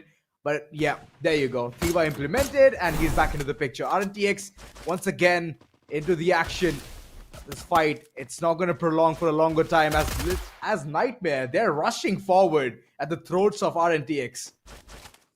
They might be rushing forward, but they need to realize that it's becoming way too late for them. Autobots on the other side, 2 players already getting taken down. Godlike, the retaliation is also coming in. And I do believe that Godlike will now want to evade from this fight because a vending machine in the hands of Autobots, it's just going to be reinforcements anytime soon. Halim is going to be falling back as Sham and Hyper, both of them, Hyper being targeted, he gets taken down. And there goes Sham as well. I don't think so. Now it's going to be easy for them. Halim is going to be targeted. Everybody knows that near the vending machine is where they can find frags. And they're going to be heading there and targeting every single player coming out there. Sheik, he thought he was playing a bit smart, but unfortunately, they have a bullseye behind their back. And I believe it's all thanks to the previous games. Booyah. It's not working out for them. And RNTX, they're finally back. Banded all together with a 4-man squad. Nightmare for now struggling, but Arjun, he's the man hitting all of those shots right between the eye, and it's working out for the best. Wolvin right in front, and this is the confrontation that I believe Arjun is not going to take a part of. Instantly runs away as Wolvin. He's healing, he needs that HP, and he's running away as well. Oh, Wolvin coming in from a different angle altogether. I don't think so. Arjun is going to back up as well. Some, grenades are going to be tossed in. Arjun is going to be hit by it as well. 1v2 situation, but there's no way he's going to breathe as KD God is going to live up to his name, put this player down and gets that confirmation as well. With all of this done and dusted, we're able to say that all the teams have now successfully revived most of their players. That's right. There's only one team who has been caught off guard. That is SATUL. They've been eliminated. All 11 of them are still alive. Genesis, what are they waiting for? Oh my god, look at that, a dominoes effect. Trying to get the height advantage by stacking themselves. Very creative indeed. Yep. It's always been there, for every single team. They do understand the basics, but yet, since nobody is there to backstab the side of Genesis, they are taking that liberty to build a stairway so that they can go up this building and have a high ground advantage. But they later realize that now what's more important for them to do is fall back as a group. Since they have not got any kind of elimination so far, they need to be careful. Because we saw what happened to SATUL. They were pounced upon, and since they were all divided in different places, they were taken down one player at a time. And before they could even think of heading to a revival point, they got finished off. True that. Deca Square, one of the places where Autobots have already found their home. They're going to go ahead, get some weapon upgrades if needed. And this is the place where we can see that Total Gaming, they've been highlighted. And I wonder who did that. There's a bounty on them. And with that said, Aerobots, they're carrying forward the aggression that they could showcase in the previous one, and it is going to be RNTX right in front. Ali, what did he think? Those are some quick knocks coming in. Sham OP, he's been taken care of as well. Hyper on the other end knows that the opponent is right in front. It's a 1v2 situation where KD God might be put down to rest, but wait a second. That cocoon was looking really concrete, but at the very end, he has been knocked off. KD God, this revival, it's going to be imminent, but wait a second. Hyper, he wants to take that battle. He wants that one elimination point alongside another one follows through. Danarkul being utilized to get the information about where the last player is. RNTX, they're in deep trouble. If they don't win this one, it's going to be problematic. And Black, he goes ahead and paints a different picture. Alongside gets a couple of knocks. Alim being the last man standing. What can he do as Car 98 is in the vicinity? Oh yes, Car 98. If they have seen the skies, they would have understood there's another player close by. And what they're gonna do is wait for him to come out in the open. Car 98, they have information and they're waiting. And slowly God gets in closer. He knows that Ali might not have the right kind of ammunition to take this fight. He sees him. The retaliation might come through, but what he can do is only fight from one corner as Autobots, they get decimated with K98 picking up their third elimination. Wow. Aerobots could not do much there. Moreover, the preferred location to which Alim was dropping itself was singing the songs of death. Intellect Center is where Car 98, the entire team is having a really nice dugout. Moreover, if you talk about NG Pros, they're already there towards the Smack Center. Two teams, both of them highlighted, and it is Car 98 alongside TG, Total Gaming. So the information will be revealed, and both of them are very far away from the entire action. Genesis close by, and the rotations being called in from Autobots is looking good. So let's just see how well they can head towards the circle, or whether they're gonna be gate kept or not. Total Gaming now prioritizing the center of the circle shows that, they might somehow looking at some kind of a placement point game, because it's not going to be easy for any team holding the center to pick up frags, right? And that's why we are able to see that Godlike this time around is kind of away from that circle and looking out for some fights. They have to look out for the landmines. Eco gets in closer. Botgod kind of gets into this trouble. Eco gets taken down. Soul is trying to do his best. Nancy and Nobita, both of them running away from that window as being tagged off ruthlessly. Nancy showing his back as well. It's not going to be easy because RNTX have also come into this picture. A three-way Mexican standoff and a Wukong in between all of these things as Nobita knows that this is the time for him to escape. As one of the players down on their knees, will they go in for a revival as Yogi retaliates well, puts down Kerry God as well, and RNTX, they know that they need to concentrate on one team, and that's going to be Car 98 for sure. Oh, but they have to watch their backs. It's not going to be that easy. Godlike, they're just waiting for the golden opportunity to call in those shots, and Sahil, it's a far off angle for sure, and Car 98, they're going to find that escape plan, the contingency plan, which will work out for the best for them. 4 players still alive alongside 4 eliminations. A good rotation indeed, and now leaving the Wolves against Godlike onto how they can perform. Couple of players already knocked and eliminated. Godlike, they're looking very weak, to be honest. Dinoculus utilized in order to get the information, and said he might as well capitalize this particular spot as Yogi, he's heading forward. Yogi, he's looking for that vending machine, and that's the reason why he's getting in, to that position. But Car 98, they understand that there might be someone close by. As Nobita goes in for the revival, he's going to be punished. He gets taken down and gets finished off. But what Car 98 have done right now is they have taunted the side of Godlike.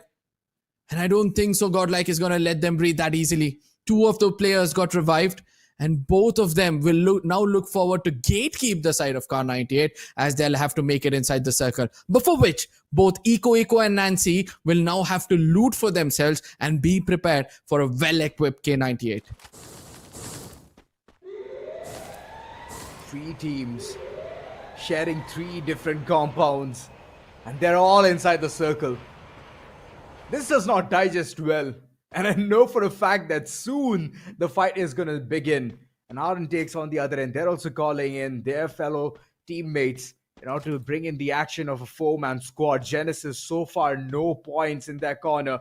0 eliminations whatsoever. And this is not at all looking good. Yoki on the other end, he's constantly doing the damage onto the opponents. And for now, he's leading the charge of being the topmost damage creator. Car 98. Trying their following positions. Nancy right in front, Akimbo in hand, but I don't think so that Akimbo is going to do a lot of damage.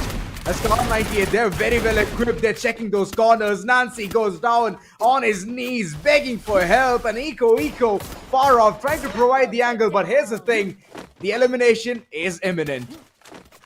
Car 98 looking unstoppable so far, as they've actually stuck fear in the hearts of Godlike. We're not looking so great. 2 players right now, they're just running around for cover. They'll not only have to make it inside the circle, but also make sure that they can go ahead and revive their teammates. Only one vending machine in this circle, and that's kind of outside of the circle. So let's see whether Godlike will head there. But Car98, since they used the binoculars and got information of the two players, they look forward to end the deal over here. One of the players making a textbook mistake. Eco going in for the revival. But on the other side, K98, they get in closer. They see both these players in the air. Yogi gets knocked out, and he's got to be finished off for sure. What a presence of mind. Car98, my oh my, look at them going smack in the center of the entire heart. The action is gonna get even more intensified as they're sharing the roof. Genesis, they have the information, but they're not utilizing the Skylar ability just yet. Melter is being deployed in order to get to know what's happening there. But here's the thing, if you have enough glue walls, you can keep denying the information onto what's happening. The glue walls constantly being molten here. The teams, they've already found the solid footing. Genesis, they have enabled Car98 army, and this might be the biggest mistake. Will it be a mistake they're gonna regret? Godlike on the other side, Eco was able to revive one of the teammates, Nobita, who now make it to the center of the circle. It's gonna be shot at by the hands of Total Gaming, as another binocular is gonna be used from one of these players to gain information. It's not gonna be an easy game for this team. Godlike, Revenant X Spark, Total Gaming. All of these teams who need a booyah urgently is now outside of the circle. Autobots on the other side, even they're gonna get punished. But K98, look at the way they're getting bombarded. Bot God also gets taken on. Hush, the last man standing. Can he do something different out here? I don't think so, because Jaunty Gaming, they come in with an intention, with a mission, and they do it to perfection. Indeed. What a lovely execution from their end. Jaunty Gaming, they knew that the opponents are right behind them. And in order to head towards the circle and not get backstabbed, they had to take care of Car98 army. And that's what they did. Genesis, in the midst of all of that, they have kept themselves very isolated, hidden with the information that they're still alive. And this might be a really good comeback for them. Manu on the other end, he's been taking all of those damages. He's soaking it up. He's knocked on the ground, asking for mercy, begging for every single head that he can get, and he has received it. This entire house has been contested by so many teams, and look at Team Tycoons. They also want the compound. They have called in their realtor, and this is looking very chaotic. The rent is for sure gonna be split with so many teams, and look at the way the knocks are coming through, pouring down non-stop pros. They are bringing in the big guns, and there's a smoking gun waiting underneath. That's gonna be nightmare. Absolutely. TT left out with one last man. This man is now going to be the flag bearer for the team. He needs to get into cover as well, as most of the teams on the other side are trying to take shots upon them. TG, they were trying to evade from all these fights, trying to predict where the next circle shift is going to be, and they've found it as well, as Jaunty Gaming is now going to get bounced upon. Genesis showing who's going to be the hooligans of this lobby. They're chasing Jarvis outside. They're going to put him down. They're going to eliminate the squad as well. Genesis, with just 5 eliminations, are now looking unstoppable with all foemen standing. They'll have to not only get into the circle, but also will have to tackle the side of Total Gaming, who are now gatekeeping them from the middle of the circle. Total Gaming, my goodness, 4-man squad still alive. Shots fired and so many casualties. Junior being the last man standing, and the entire team bites the dust. Hitman, he's far off waiting for the action. Gopsy, he's the last man standing for NG Pros, and this is not at all looking good. Only 2 teams, both of them fully healthy. Nightmare, what can they do different? And in order to get those points alongside the booyah, it will be very important to do something better, just like Hitman. What a lovely initiation. Gets the first one and the second one from the second team as well. Couple of knocks, and this is big, but the eliminations have been stolen. Last man standing. Team Tycoons, they have done the impossible, and now even if they perish, it's alright. They have made the game for themselves, but it's gonna be Total Gaming who receive the booyah. Total Gaming, complete domination coming in from their side. Both of us predicted they might come into the top 3, but none of us thought that they might end up at the top position. They had been calm throughout the game. They were not interested in any kind of fights whatsoever. And ultimately, that has paid off well for them. But it all comes down to which of these teams raked up so much eliminations that they might outshine Total Gaming in the point standings. It might be a big game coming in from Total Gaming. I do not know. I could not keep tabs on what just happened there as Total Gaming was playing so low key. So let's just go ahead and see.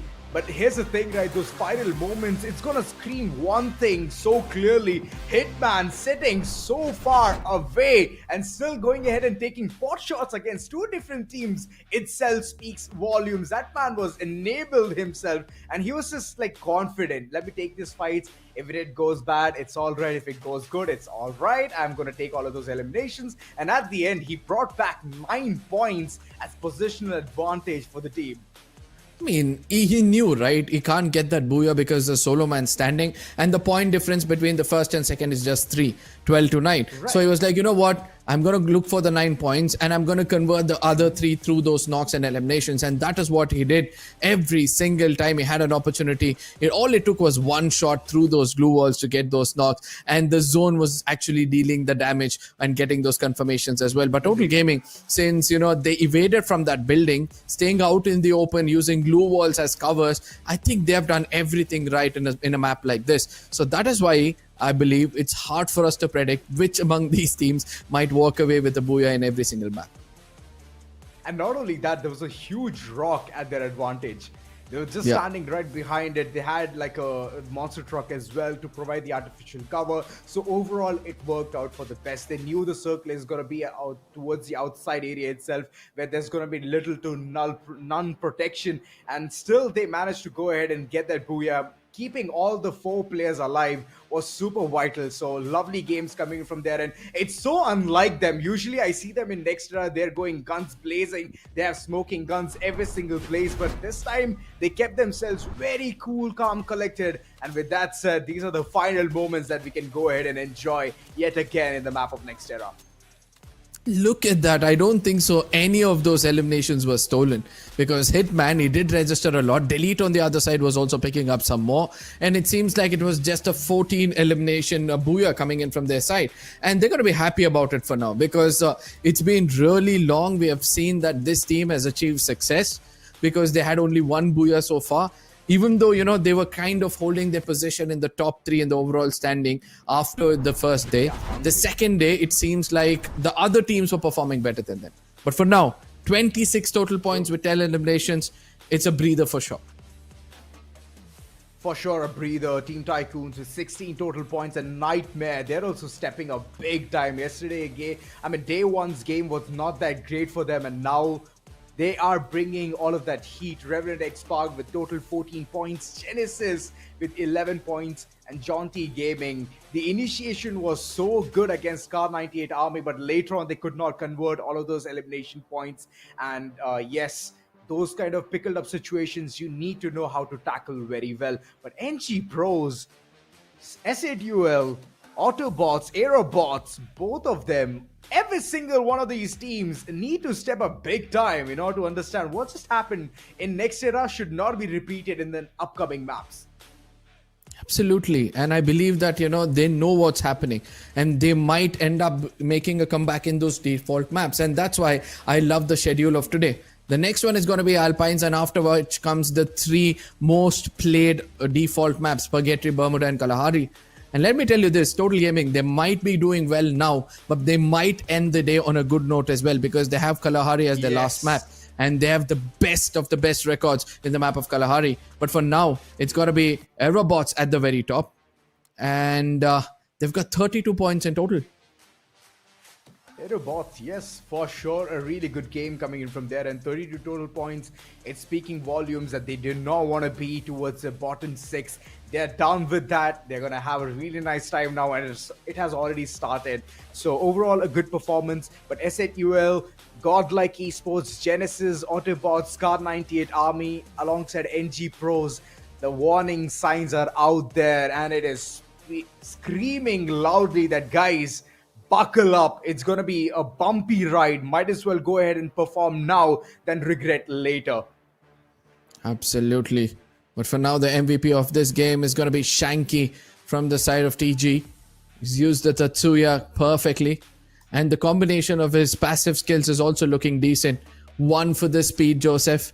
Then you have, I think it's Ford for, dealing the damage on the other side. And then all of a sudden is a unique name. The combination I've not seen much happen before. And I do believe it's worked out for him. To be honest, it's about fixing your helmet alongside your vest, and that's one of the things that can be done better right there. Moreover, the Silver Spoon itself is showcasing that the Tatsuya ability is going to help him a lot to move forward and take those initial fights. So overall, Delete and Shanky, they did their due diligence. One side we could see Chrono, the other side we could see Tatsuya. But here's the thing, right? Oscar would have been a really nice cherry on the top situation. But this is the kind of situation that Total Gaming always brings. Steffi, with the Graffiti's blessings, did not go ahead and take a single damage with all of those nades that Alvaro was bringing upon the table. So I love the way the entire versatility of the team is showcased right here. And the amount of damage being dealt by 3 players is looking really good. On the other end, Aztec, he was providing the support that the team needs a lot. Yep, just 900 damage, but still 5 assists shows that, he was more keen in reviving his teammates. But Delete on the other side, he's got 2,000 damage with one of his teammates. Yet again, we see another 50,000 total damage being dealt in a map. 101 total knocks, but this time around they were picked up quickly with 69 eliminations so far. But 222 glue walls destroyed. I think this is the highest number I have seen so far. Yeah, 227 for sure has to be the highest number. And I'm loving the way the patterns of total damage is looking concrete. It's not going below 50,000. It's not going above 55,000. It's right there at the sweet spot. So Nexterra, yes, for sure, we're going to bid farewell for now. But the upcoming map, Alpine, is going to be super important for teams to go ahead and embark the journey of a comeback. Because most of them need it, as most of them were looking for eliminations and looking for some position advantage, and they could not receive that. All thanks to all of those teams who already headed towards the dead center, and they were just keeping each and every one of them. So be smart and play sharp. Yeah, and one team which is actually doing this is Aerobot. The reason being that, first they went all bonkers, then they're like, what, we have got that momentum, let's maintain the consistency. And that's what they've been doing so far. And not only that, since there are some wounded lions, we did see that Spark was not there as well. So I'm hoping to see them bring in the Spark. But ladies and gentlemen, that is going to be happening anytime soon. It's time for you to go share it among your friends. Make sure that you refill yourself, because we'll be heading into a short break, and see you guys on the other side.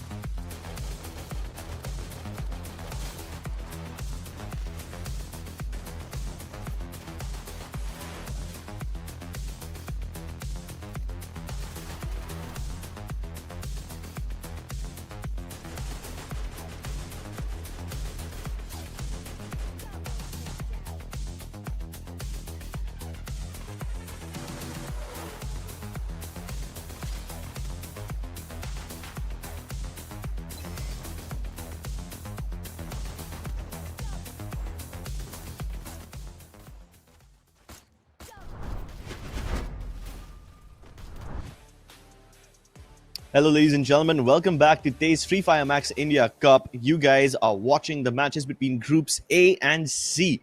And so far, it has been an absolute banger of a game. We have 2 more games coming up. After that, we will have another short break and then 2 more games after that. 6 matches total today, out of which 2 are already done. And by the end of today, we will be approaching the end of the first week, which means all these teams would have played a minimum of 12 games so far. I'm now interested to see where the overall standings will look to be, Crips, because especially that all these teams are now kind of completely unpredictable. Yesterday we did call it chaotic, with a lot of teams trying to function and make their way through, and out of the Group B teams, Group C functioned really well. But today, where we thought Group A teams gonna have a really good time and grab their booyahs, especially the top teams, it's not been that repetitive case in the starting 2 games, and especially it being a vice versa of the maps that we saw yesterday. To end it on Solara, today we start with Solara and Nexterra, and now we are going into Alpine. I'm excited to see what is the major change that these teams will now bring, because the top teams, as I was talking about it, the team to watch out for is going to be Godlike. They're in the tippity top, but they're right now not at the top in the overall standing scripts. Yeah, Godlike have a very good track record on Alpine. They have one of the highest damages games in this entire lobby. But obviously, Total Gaming, even though they don't have a booyah on this map in particular, they tend to turn Alpine into their elimination ground, where they get a bunch of elimination points even if they don't have the best positioning. And Total Gaming is one of those teams which, unlike Jaunty Gaming and NG Pros, know when to activate that elimination switch. When they know that they will not be able to win the booyah, when they know that there's no point in getting a better position. So when they know that they are not in the position to win the entire game, they just go completely berserk and start slaying everyone. Now, if they'll be able to do it or not, it would kind of give us an idea depending on this preferred drop spots. Now, we can already see NG as well as TG, they might have a fight at Militia, but we've seen teams kind of take a different approach when they understand it's a high-stake game. Snowfall, I think Nightmare and Team Tycoons, if it comes to be, it has to be Team Tycoons. But the major chunk of fights that we are looking forward to is towards Forest Red, with SA2L, Car98, Genesis, Aerobots, and if possible, Autobots and Revenant X-Spark and Godlike. That is almost more than half of the lobby that we are seeing, Crips. And that is going to be Exactly. Exactly. It's going to be interesting because all of these teams say that they're not going to go towards Railroad, Carousel, Dockyards, and Vantage, and that just seems bogus, to be honest. Yeah. I know that because OnePlus God's Reign is no longer in this lobby, that entire Militia region becomes more available to everyone, so teams will be more inclined to go towards that spot. But I don't believe that all these areas that we saw vacant will actually remain vacant. I do believe Total Gaming will be one of the first teams to switch their positions, and I think Godlike might just activate that elimination switch and go ahead to get a bunch of finishes in this game, which is why I have chosen to be one of the top teams in my prediction list. Now, I've gone for Godlike directly for that booyah. Following them, it should be with that high eliminations, Reckoning, and then it has to be Jaunty Gaming, because I'm surprised that we've seen a little off performance coming in from Jaunty Gaming comparing their online qualifiers performance. Now, you have gone for Revenant X-Spark, and I think this is where Revenant X-Spark completely went till the high, and after that, yesterday's performance started dropping down. But today, we have still not seen that big performance coming in from Revenant X-Spark. Clips. Exactly, and that's exactly why I'm thinking that Alpine will be the place where they will show us that high-performing game. Whether or not we get that high performance or it's another low blow for them, we will find out as we jump into this game, ladies and gentlemen. Put your hands together for Alpine. We're going to be taking off over the skies of this pretty cherry blossom-infested map. Yesterday, Car98 were able to rule these lands, but can they do it today? Grab themselves a booyah. It's not going to be an easy one, with the lobby being even tougher. As we've already mentioned, when Group A teams jumped in, they are looking like the most teams with the highest eliminations. They're the ones looking forward to grabbing a lot of it. But so far today, it's been anyone's game. The gates are completely open and everybody's flooding in. And as we see, Total Gaming, as we initially spoke about it, yes, they would change the drop and they've gone into dock. But look at where NG Pros, and I thought maybe Genesis would be inclining. But looks like from the western edges towards the Forest Red and Blue Whale, we see a cluster of almost 4 teams jumping down. And that could be a very early on fight. And there is a very early fight, I believe, over here. K98, one of the teams that I predicted would win. And another team, SHUL, who I also think will be in at least the top 5 at the very least, are in a battle already. But SHUL have been once again eliminated. They just managed to get a lovely double elimination. But I really thought that SHUL were almost out for a second. That was a bit of a bamboozle with the UI coming up and just really fooling us like that. Do not worry, ladies and gentlemen. SHUL are still very much in the game. God, I got so confused when I saw that because I thought, no way SHUL get eliminated 2 times in 2 games back-to-back being the first team. Worried for them still. Because SHL so far have not given us a really good game. Yesterday it was towards the end of the day on Nexterra. Today I thought maybe it could have worked. But right now, making a push. Godlike so far they've also not had a great game in the starting 2. But can they change things? Right as now they've been spotted from the likes of SHUL. Quick switcheroo. Nancy is trying to provide cover fire, but where the player went, Yogi, he got spotted from the likes of Aerobots. And this is what we spoke about, the western southern region, where a cluster of teams are going to be there. And Yogi, all his teammates can do is revive him because that is goner. Yup, unfortunately that's all that his teammates can do right now. Meanwhile, back towards Fusion, we see a battle brewing, a potential battle brewing between Team Tycoons and Autobots. At this point, I'm pretty convinced that Autobots have spotted Team Tycoons, and they even try to take some pot shots at Flash, but Gopu OP, he's just using his third-person angle to get that information and figure out where the remaining members of Autobots are, because he's convinced that only a couple of them are inside this double-story house. The rest of them might be spread across the POI. Mayank, being the first person in charge, is gonna get dumped with a bunch of Skylar abilities, and that will blow apart his glue wall, leaving him exposed to Amin. Meanwhile, Flash does return fire. He gets the knock onto Sohail. So Team Tycoons fight back instantaneously, but Sohail has been revived by Mysterious, so that vending machine is now gonna get assaulted by Team Tycoons once again, inadvertently revealing his position, and that puts Amin in danger. He's gonna get finished off by Mac, and Flash instantly plugs him back into the recall tower, once again bringing him back onto the ground. But Autobots are just gonna keep on cycling their teammates like this. Meanwhile, Team Tycoons are farming all these eliminations on them. Look at that, Mac almost dead. The pre-fire from Flash is just perfect.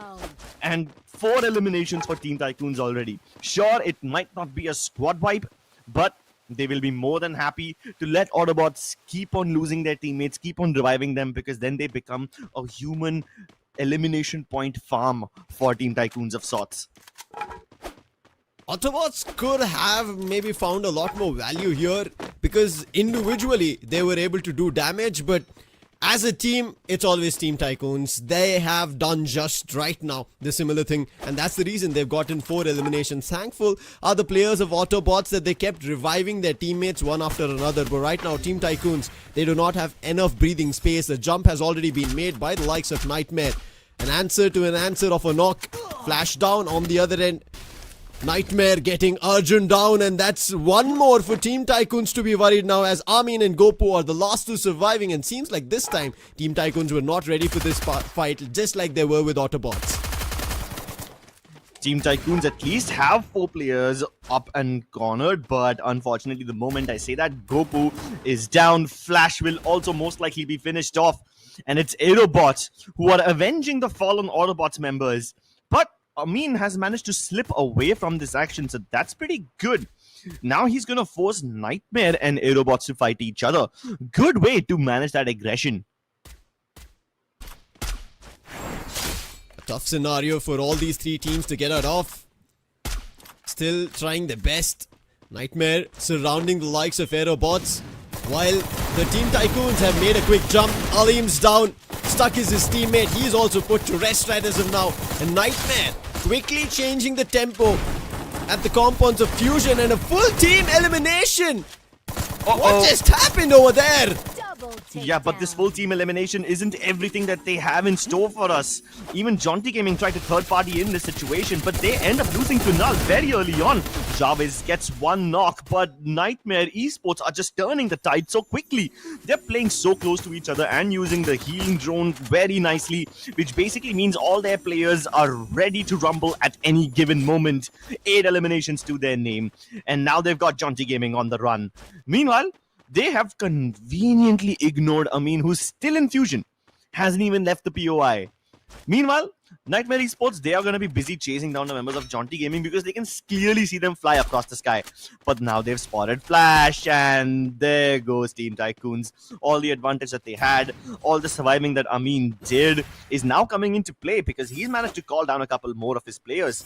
In fact, all of his players are back online, so Team Tycoons ready to rumble again. And while Nightmare were making a quick switcheroo back to the compounds, they spotted all the players of Team Tycoons. I mean, he thought he could have been a little bit quicker before they could react to those fights. But Amin eventually gets spotted. The binoculars being used, his opponent's position will be revealed. Vincent, unfortunate, thinking that Jaunty Gaming, and this is why I kind of had Jaunty Gaming in mind for here on Alpine. But unfortunately, that's not been the case. They started off not so well. Thankfully, they will be able to revive their teammates, all thanks to Vincent. Right now, it's time for the circle to make a quick shift. And teams have to wonder, where do they make their next move? Genesis and Autobots, a little bit of a clash did happen, but seems like Genesis preferred getting closer to Militia. And they've just done that while leaving Autobots behind. Yeah, they're just across the road from Militia. Meanwhile, NG Pros occupy the main Militia compound. Godlike, on the other hand, don't have to go too far into the zone ahead. They are currently at base camp and they should be able to get in. But that being said, they're going to be neighbors with Revenant X-Pac if they both continue down this path. And it seems like they spotted each other. The fight is inevitable. Yogi starts off by taking shots at Black and Wolvin. Both of them losing a little bit of HP, but still no knocks just yet. Right now, even though Reckoning and Vasista Esports are on the top of the table, I don't see the 3rd, 5th, 6th, 7th team making a big jump. I think Team Tycoons consistently have been picking up points, but Godlike, Total Gaming, and NG Pros, Total Gaming did manage to get a booyah in the previous game, but right as now they've again been a tad bit silent. Whereas Team Tycoons, they've been making noise everywhere. They're still trying to pick up those eliminations, and Genesis, they're also doing the same. They did leave the likes of Autobots behind, but Autobots, the only position they had to move is going to be towards the likes of Genesis, and they're stuck. Sohail and Mysterious, they're in a precarious spot. It's not an easy getaway for them. Nades being thrown across, Junior covering them, and all the others in the front line. Oh my god. And yes, they're using the Cassie healing also really well, basically making sure everybody's healthy. And that's how Genesis roll. Autobots eliminated. They take control of the northern side arsenal. And now they've got this entire plateau region under their control. They can even go up towards the edge of the circle and clear out the remaining areas. Obviously, we can see that since they have no enemies next to them. But they've got plenty of time to clear their backlines if at all they didn't have that information. And once they do, they should be able to proceed to the next zone also pretty nicely. Nightmare, on the other hand, once again clashing against Jaunty Gaming. This fight, it started somewhere towards Fusion and now it has continued all the way towards Forest Red. Both these teams have been trailing each other, but right now it's time to stop trailing and start leading. Radhitakur takes charge. Grenade blocked by that glue wall. Ginotra saw it coming from a mile away. Kid goes up from the north entrance. The grenades inside don't do much. Jarvis, on the other hand, is still inside the kitchen room, but he doesn't see Rochak. Great shot. 2-tap with the Trogon, and that's one player down. Jaunty Gaming now have to focus onwards as well because they've lost the captain Ginotra too. Meanwhile, on another side of the circle, it's Total Gaming versus Godlike versus Revenant X-Pac. 3 big names clashing in a 3-way battle. Revenant X-Pac, they're just sitting and making sure that these two fight and they are going to reap those benefits out of it. Get those eliminations, but Godlike understand they're out in the open and the lands that they want to step ahead are troubled. And they decide to cut that fight and move in another direction. But moving in the other direction for Nightmare after finishing off the players of Jaunty, it's SHUL greeting them. It's not going to be easy. The zone will also start closing in and they have to start make a move, a UAV on them, and Divine. What a position coming in from his end, covering his teammates. He finds an opening and now Nightmare will be troubled as there are only 3 men. Yep, Nightmare have lost 1 player, but the good news is they've used that UAV drone to clear out the path ahead and they know that nobody is gatekeeping them. So they can race ahead into the zone and flip the tables on SHUL. Now SHUL will be the ones who are trapped outside the zone in requirement of a compound, and eventually they will have to leave the forest red area, come towards that gate of the entire village just next to the bridge where there's very little hard cover. The only compound which is somewhat in the zone is where Nightmare Arjun is sitting. Even this compound that you see where Rochak and Radha Thakur are holding is not in the zone. They're just staying here so that they can ruin SHUL's game. But SHUL can just easily circumvent them, use the launch pad, and they take position in one of the safer spots, which basically makes Radha Thakur's position slightly redundant. It's going to be tough for them to now make a getaway because they're stuck in that position. Card 98 in the meantime to throw a wrench in their works. This could be an opportunity to open things up for Nightmare. They can reunite with their teammates as Card 98 have picked up this fight, but SHUL, they're not even regarding Card 98. They know Nightmare are stuck behind. Rochak and Radhe Thakur. Divine spotting them. Divine was the one to open things off and deny Nightmare from having a clean opportunity or a getaway to the circle. And right now, they're completely gatekeeping them. And Nightmare have decided to tread in a different direction to get closer to his teammate and successfully will be able to move. That is a quick move coming through, but it's going to be a quicker one as Godlike in the Arsenal taking down the likes of Team Tycoons who wanted to enter, and Nobita and Nancy together destroy one after another, and right out is going to be Hitman who could do nothing, but NG Pros, they see an opening and they jump right in. Nobita is down. It's all up to Nancy. Can he take all the Lords of NG Pros down? He's brought one to the knees, but it's going to be tough against the likes of 2, and eventually Nancy did actually slow down things, but NG Pros, they have kept themselves adrift. It is going to be super tough. Nades being thrown across, but not for long. The numbers being better and overpowering, and NG Pros eliminate Godlike. And they have Total Gaming to thank because Total Gaming also did so much damage to Team Tycoons, to Team Godlike. And before NG Pros even stepped in, Total Gaming basically helped them clear out the entire Arsenal area. And now that NG Pros are in control of this Arsenal, they should be safe for the next 30 seconds at the very least before the zone forces them out. Meanwhile, towards the northern end of the zone, it's SHUL versus Nightmare versus Genesis Esports. All 3 of them have to make it inside the circle. Genesis Esports have no interest in staying outside to fight, so they just take their jump pads and move towards this tiny shack where they should be able to get a pretty central position inside this zone.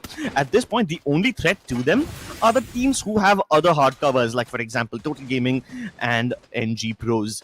Car98 Army also have a pretty nice compound for themselves. Revenant X Park don't have much in terms of real estate, only a shack to work with, but they're playing a 2-2 split, 2 of them outside the compound as well, just so that they can establish more angles onto anybody else who is trying to get closer towards that center. As long as they control that shack and rock area, they should be pretty good. Nightmare Esports cannot handle the heat. They basically just got swept under the rug as they try to fight SHUL and Genesis at the same time. So basically SHUL and Nightmare Esports eliminating each other as they try to get inside the zone. And the only person left laughing is Genesis. Take a look at the next circle though, Lucifer. This is way out in the open. Nobody's in the center. This is all out. Guns blazing. NG Pros go right towards Total Gaming. A fight happens and that fight works in favor of Total Gaming. Brilliant play with the mines as well. And that is very crucial when a team starts pushing and when you just have a single hut to play around, and Total Gaming control that onslaught really well. But Genesis have the numbers of the other teams. It's going to be tough for Total Gaming now to make a move, but Card 98, they're the ones who's sitting silently waiting for an opening. But Revenant X Park, the team who we thought might be troubled, who were stuck in a shack, but they're the ones who have an advantage because they have the circle in their favor compared to any of these 3 teams. Yeah, Revenant X-Pac have a pretty centralized position inside the circle since they have 3 rocks to their name. And guess what? Total Gaming have already used up their Stephty Graffiti Blessing, so these nades should be quite dangerous. Unfortunately for Revenant X-Pac, their Skylar Riptide Rhythm is still on cooldown, so they will need to wait a little bit more before they can start pummeling down Total Gaming. But now the glue wall melters are being thrown. Aztec down to his last little bit of HP. Shanky, he's getting victimized by 2 Riptide Rhythms. Both Kar98 and Revenant X-Pac basically use their Riptide Rhythms on Total Gaming, which rips Shanky to shreds. But take a look at that massive dive by Aztec. He completely rips the switch by going around Revenant X-Pac, forcing them to abandon this rock cover and go out in the open. But even then, it did not help. He was hoping that Kar98 will be able to provide him some cover, but that is simply not going to happen. And now it's a pure 4v4. Double dash in by BotGod and Soul. They both are trying to isolate the fight against KD God, but KD God finally falls. Can Sahil handle the heat? It's up to him and Wolvin. They both gear up by grouping together behind the glue walls. Wolvin tries to take the third angle, but Soul and Harsh turn around. All 3 of them focus on him, and now Sahil's left in the open. Kar98 Army, get that booyah! Kar98 played to perfection in Alpine. They made sure that irrespective of what was happening in and around, they had information of everything. And we spoke about that same position when SATUL and Nightmare were eyeing each other out. It was Kar98 who had all that information of things happening here. They denied Nightmare, they denied SATUL, and from that position onwards, they did not have to be worried about the other directions because all the other teams started making noise, giving Kar98 a lot more information. Sid, Harsh, Soul, and BotGod played this to brilliance, perfection coming in from there, and clinical execution to get this booyah. And they do repeat what they were able to 12 yesterday, a booyah again. And I did not think that could be happening, but hey, if they're able to do this, repeat it, I think they're making a stronghold of an Alpine play for the upcoming weeks that we'll be witnessing. But this was brilliant coming in from their end. Is that going to be enough? Because as we said, it's a long haul still, Crips. It is a long haul, but by taking a step in the right direction, Kar98 Army are that much closer. I mean, they had some very good performances both on Alpine and Purgatory yesterday. So I am actually expecting this midsection of the day to be completely theirs. They've already got the booyah here in Alpine. We have Purgatory coming up next. They did really well in Purgatory yesterday as well, and I'm expecting them to do even better today. So yeah, with these 2 games on the trot, I think Kar98 Army can gallop ahead and get themselves better standings in the overall position board. But I really want to see the replay of this last battle because it was so clinical. It was so clean from Kar98 Army. Look at how BotGod is going around the periphery, but he's actually not alone. Both him and Soul are playing together. Meanwhile, Harsh is going to play along with Sid. So it's a 2-2 split from Kar98 Army. And they basically decide to focus on one guy at a time. They first burst down KD God. They spray Wolvin down. And when it's a 2 versus 1 fight all the time, Revenant X-Pac will never be able to win their duels because it's not a duel. It's a 2v1 fight at every given occasion. And look at that. A flex coming in from Sid. He's super happy. And I think in terms of communication as well, we could clearly see on how they were moving around, right? First, BotGod went around, as you mentioned, he was trying to take up those picks if possible, those knockdowns. And it did happen as well. When he did get knocked down, instantly his teammates were able to run closer and stand together rather than start splitting up in different directions in the hunt of the players of Revenant X-Pac and Kar98. Together, they were able to grab this booyah in their favor. They did not get a lot. As you could see, they have only 8 eliminations, which I think is a decent performance. And this is the reason being that they were in that one specific place till the end of this game. And they were able to only grab 8 eliminations out of the 3 or 4 teams they were able to grab. And there were a lot of, I would say, casualties in the meantime where other teams picked up those eliminations. But looking at the entirety here, you could still say the same thing here, Crips, that not a lot of teams had an opportunity to go for those revives and have a lot of eliminations. The max that we are seeing here is on Nightmare Esports at 12 eliminations and a total 16 points on them. Yeah, and 12 eliminations is pretty tame compared to some of the other games we have seen where people go on 21, 24 eliminations in one single game. So this is a rather low-key game by pretty much everyone, but that's also because the circle was kind of tough on every single team. You see that last circle, nobody was inside it. Revenant X-Pac had to move in towards the end, but it still did not matter against Car 98 Army because they just played so clinically well. 5 eliminations from this one lad alone from Seoul using the Tatsuya along with the Ford. His weapon of choice was the Bison, surprisingly. And after the update, after the nerf of the M590, a lot of people have returned towards P90s and Bisons. Yeah. I mean, there was a situation where we did see the players of Jaunty Gaming, but they were not interested or ready for the fight with the P90 because they were just super revived. But let's talk again about the teammates with Soul. It's going to be Sid, Hirsch, and Botcod, and we spoke about Botcod with the Oscar and towards the end of how they managed to make a play, a Skylar, a Riptide Rhythm coming through. The intentions of the players of Revenant X-Pac to revive their teammates was all in water. It was all drowned and they could do nothing much from there on. But clearly I can see that teams have now in the recent patches and especially for this league stage have started switching to that Antonio a lot more evident. And also we kind of see Andrew coming in through those passive skills. This tells that teams have now looking forward to fine tuning their skills, especially when they know that the stakes are super high right now and they have an opportunity at the end of week 3 to qualify into the grand finals if they're at the tabletop. Exactly, and more than that, we are seeing a very prominent return of the Chrono Time Turner. There was a point where almost everybody had dropped it in favor of the Tatsuya and the Oscar Dashes, the Skylar Riptide Rhythm. Even Steffi was being used and Cassie, which most of the supports player would end up picking up. But now, instead of picking either Steffi or Cassie, most of the support players are also going for Chrono because teams are starting to realize that in this kind of a lobby, people hold on to that Riptide Rhythm for the longest time possible, and you don't want to have yourself exposed in the last circle when an opponent has been sitting on that Riptide Rhythm for the longest time. And if it does expose you, you need that time turner to be able to sustain yourselves in the open. 70 eliminations in this game, but 93 knocks. Kind of tells you there were a lot of revives in this game, especially from teams like Soul, from teams like Nightmare Esports, and even Team Tycoons for that matter.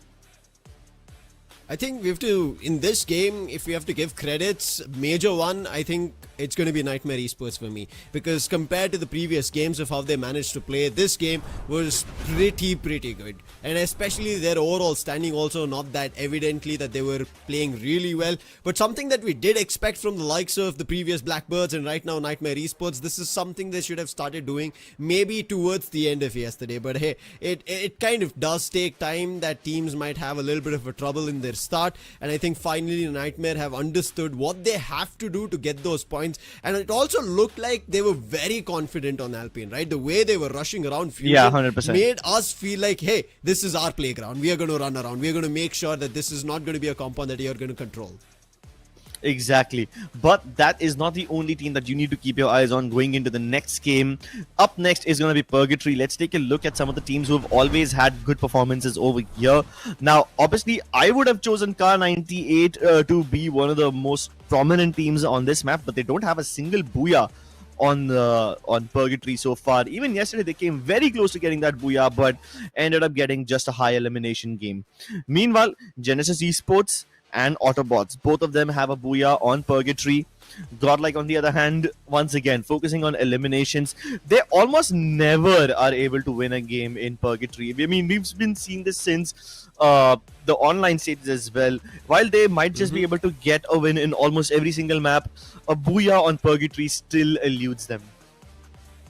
I have Genesis on my cards for this game. I think it should be them having an advantage. We did see him in the, I would say, teams to watch out for at that third spot, and you could see them at Ski Lodge, and they're going to be fighting off with Jaunty Gaming. And today, so far, Jaunty Gaming has not been the Jaunty Gaming that we kind of did see who were getting 2 booyahs in their week's performances during online qualifiers. Were very aggressive, very consistent. Vincent being one of those players to watch out has not been the day today, and feels Crossroads going out towards SATL and Aerobots, and then Crossroads with a major crossing between Godlike, Team Tycoons and Car 98, with Godlike not at all having a good day. I think it'll be a different course of action from their end. Yeah, no, Car 98 is not going towards Crossroads. We can see that. I mean, even yesterday, they tried to go towards Moathouse, but then they were like, oh no, Soul is also here, so let's move away from Moathouse. And then they just captured the Fields Heaven compound very quickly. And I think all these teams who are trying to go towards Crossroads will end up relinquishing that spot at the very least. If they don't, then we are in for a treat, because we're going to see a three-way battle. Speaking of three-way battles, let's pick the top three teams. I obviously have gone for Soul and Godlike in this game, even though I don't believe they can win Booyahs. They can probably get a high elimination game. And for a change, I've picked NG Pros on Purgatory, even though they don't have a very good track record on Purgatory. I believe that something about this game is different. It could be. I think I'm just crossing my fingers to see if that's going to be an opportunity and an opening. I've kind of gone for Genesis and thinking that Total Gaming would have an opportunity as well. But hey, Genesis... I think it's been a mixture of stuff from their end. We've seen them getting an opportunity of a booyah. They did get one in Bermuda in day one of week one for the league stage that we did witness. But is it going to be something that we're going to see here that could happen here with us jumping to Purgatory? Is yes questionable. We did speak about them towards that ski lodge, but is that the fight that we are going to eventually see breaking down? I also like your pick of Reckoning Esports that you picked in your second place. We saw a very high elimination game from them previously in Purgatory. So I totally approve of that pick as well. If I was allowed to pick 4, that would have been my 4th team. But let's see if these teams actually go where they said that they're going to go. We expected a drop clash in Central. It might just happen, but it's not the usual suspects. Generally, Total Gaming end up going towards Central. This time, they are not here, obviously. So Revenant X Park take that spot. But Team Tycoons, the team that we thought were going to go towards Crossroads, are actually going to be contesting Revenant X Park in this entire region. The Central region is about to erupt into a battle. Meanwhile, you've got Revenant X Park on the upper side of Central, Team Tycoons on the lower side. So only a couple of zip lines and some walls between these teams, and I'm pretty sure they're aware about each other's positioning. Meanwhile, if you take a look at Aerobots, they're spread out across Fire Brigade and Lumber Mill. So they will have plenty of area for looting. Oh my lord, what just happened? NG Pros, they are already picking up fights and they've got first blood. Brasilia seems to be theirs to control and nobody else can come close. They're widespread across Brasilia, and as you said, nobody is going to have an opportunity to get close, but closer are Total Gaming as well as Godlike at Crossroads. We spoke about this, a 3-way fight could break out, but Car 98, you did mention they would kind of look somewhere around the likes of Moathouse, and they're just right below it. And if they've seen this Godlike and Total Gaming so up close and personal, they might decide to have a third-party opportunity in their favor. Total Gaming Mafia and Nancy 1v1. Mafia finally will be put down. Unfortunate, he couldn't land the blows uphill. And it's going to be Nancy getting a reward for it. And Delete, in the meantime, is stuck in the trailer. He's not been able to push out. I think it's also the equipment. While Nobita, he's making quick work of this. If they try to push closer, Total Gaming, they are spread across individually and it could get tougher for them. Thankfully, his teammate closer to that vending machine should be able to revive his teammate. Nobita. It's pretty cool. He dropped the Wukong. I'm sorry to interrupt you, but he just dropped his Wukong ability, picked up Clue for just a couple of seconds, and used it to find out where the players of Total Gaming would be. And now they've discovered where Delete is. So they're just going to rush him down in this trailer. Delete, it's going to be tough. Shanky has already made a run for it. I don't think Delete would even have an opportunity of grabbing one, and they instantly put him down. Total Gaming, I was not too sure of what this drop was from their end. I mean, we saw them all the way towards the Central Fire Brigade area. From there, they made a quick jump towards Crossroads, and Godlike was there. And maybe they did not predict it, but it ended up becoming a tad bit of a blunder, thankfully. Aztec, as well as Shanky, they made a quick move. But right now, Car 98, they want to make a quick move after getting a booyah. They've spotted the players of SATL. And SATL, there's a vehicle, they'll make a quick run of it and they'll be happy about it, but they're moving right towards Sid. That could be a mistake, and Sid makes an opportunity of it, an opening, and Marvel, He'll also be put down. A brilliant play coming in from the likes of Car98. We generally are worried when there's a spread amongst the players, but when they have information and the reasoning for their spread, it's going to be very tough to take them down. And Licky is right now stuck, his position compromised. And BotGod really wants to make sure that not just his position, but even his life is compromised.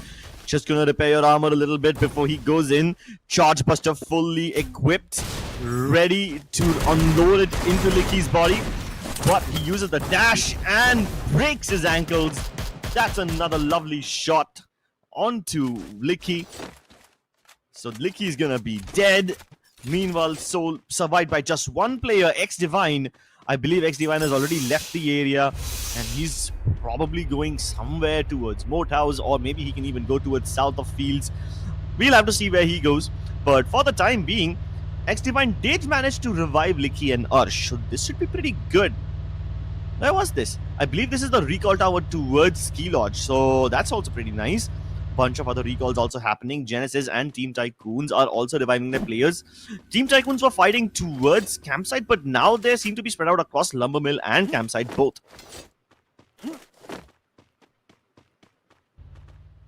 Crucial game for teams, especially that we are done with 3 games for the day and this is the end of week 1. Group A teams, especially that I'm pretty sure you would also have the same thing in mind, Crips, is that they would actually top the charts at the end of the day. But so far, it's seeming a tad bit unlikely of how performances have been deployed, displayed, fought for. And if this continues, I think we might be up for an interesting week 2. But right now, Car98 and Jaunty, both of them using binoculars and spotting one from each end. And Jaunty Gaming, I hope they're ready for this fight. And it's at the Arsenal. An opening has been dealt by Kunal, his teammate. And quickly, Ginotra will also wrap that player and confirm the elimination. BotGod is stuck up close. Harsh is a little far. Kunal gets dropped. And now BotGod, he had an opening. He did drop 2, but eventually he will be put to rest. And Car98, they were not prepared for the fight. It was a fight that Jaunty Gaming were sure of that they will be able to deal with. And so far, this is how Jaunty Gaming generally plays whenever they're ready for it. Yeah, and also at the same time, Car98 were going for a 2-2 split. A couple of them were already towards that Arsenal, while the others were just towards the south of Moat House. So those two got caught by themselves, and it was basically a 2v4 battle that Jaunty Gaming was able to win pretty easily. But not an issue just yet. The remaining members of Car98 will be able to call their players down on the ground as well.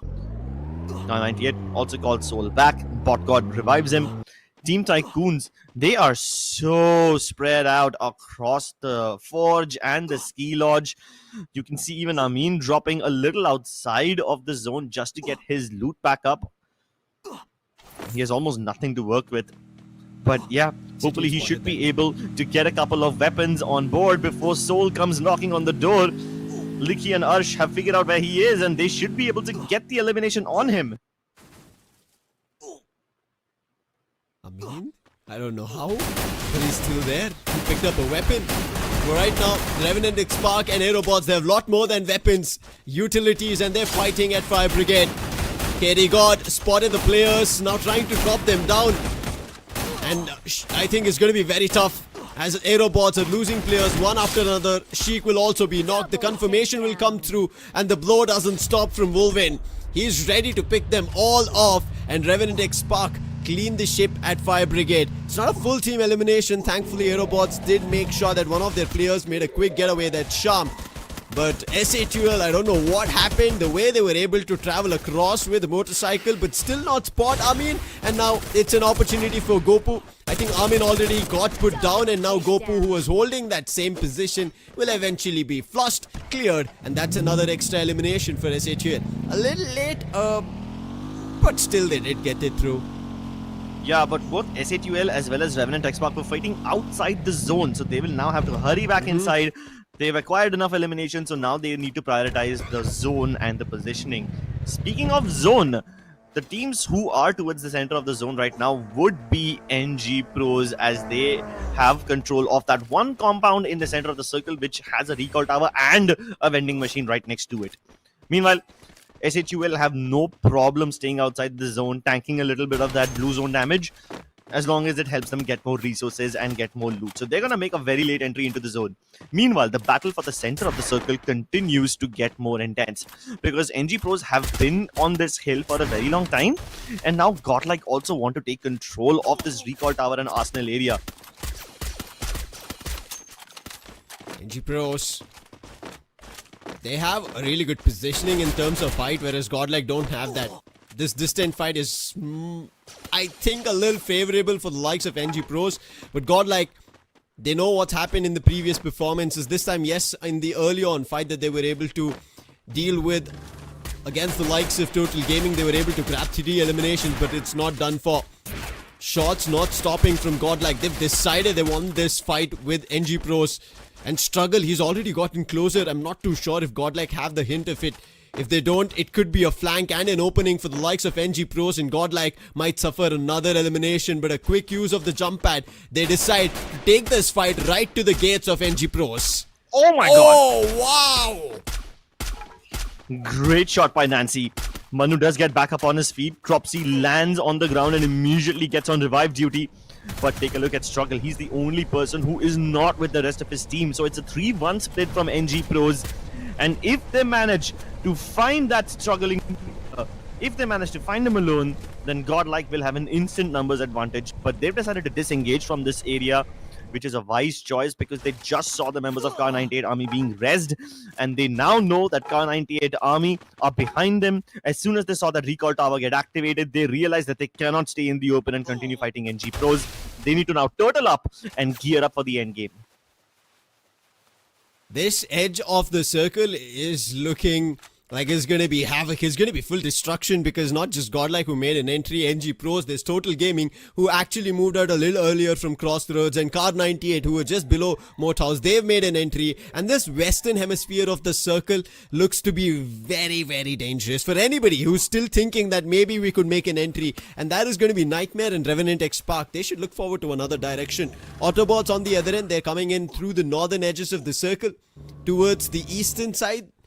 And I think they're going to be landing very close to the likes of NG Pros. Whereas Aerobots, in the meanwhile, they did disengage of a fight with Revenant X Park. But right now, they've spotted the likes of SA2L. And that's an opportunity that they wanted to pick up. But it's Revenant X Park who pick up an opportunity.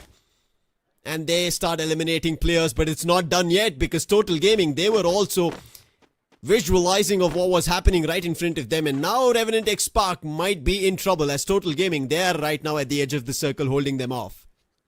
Exactly, but Revenant X Park used the jump pads to cross that river, and they might just start contesting Total Gaming already.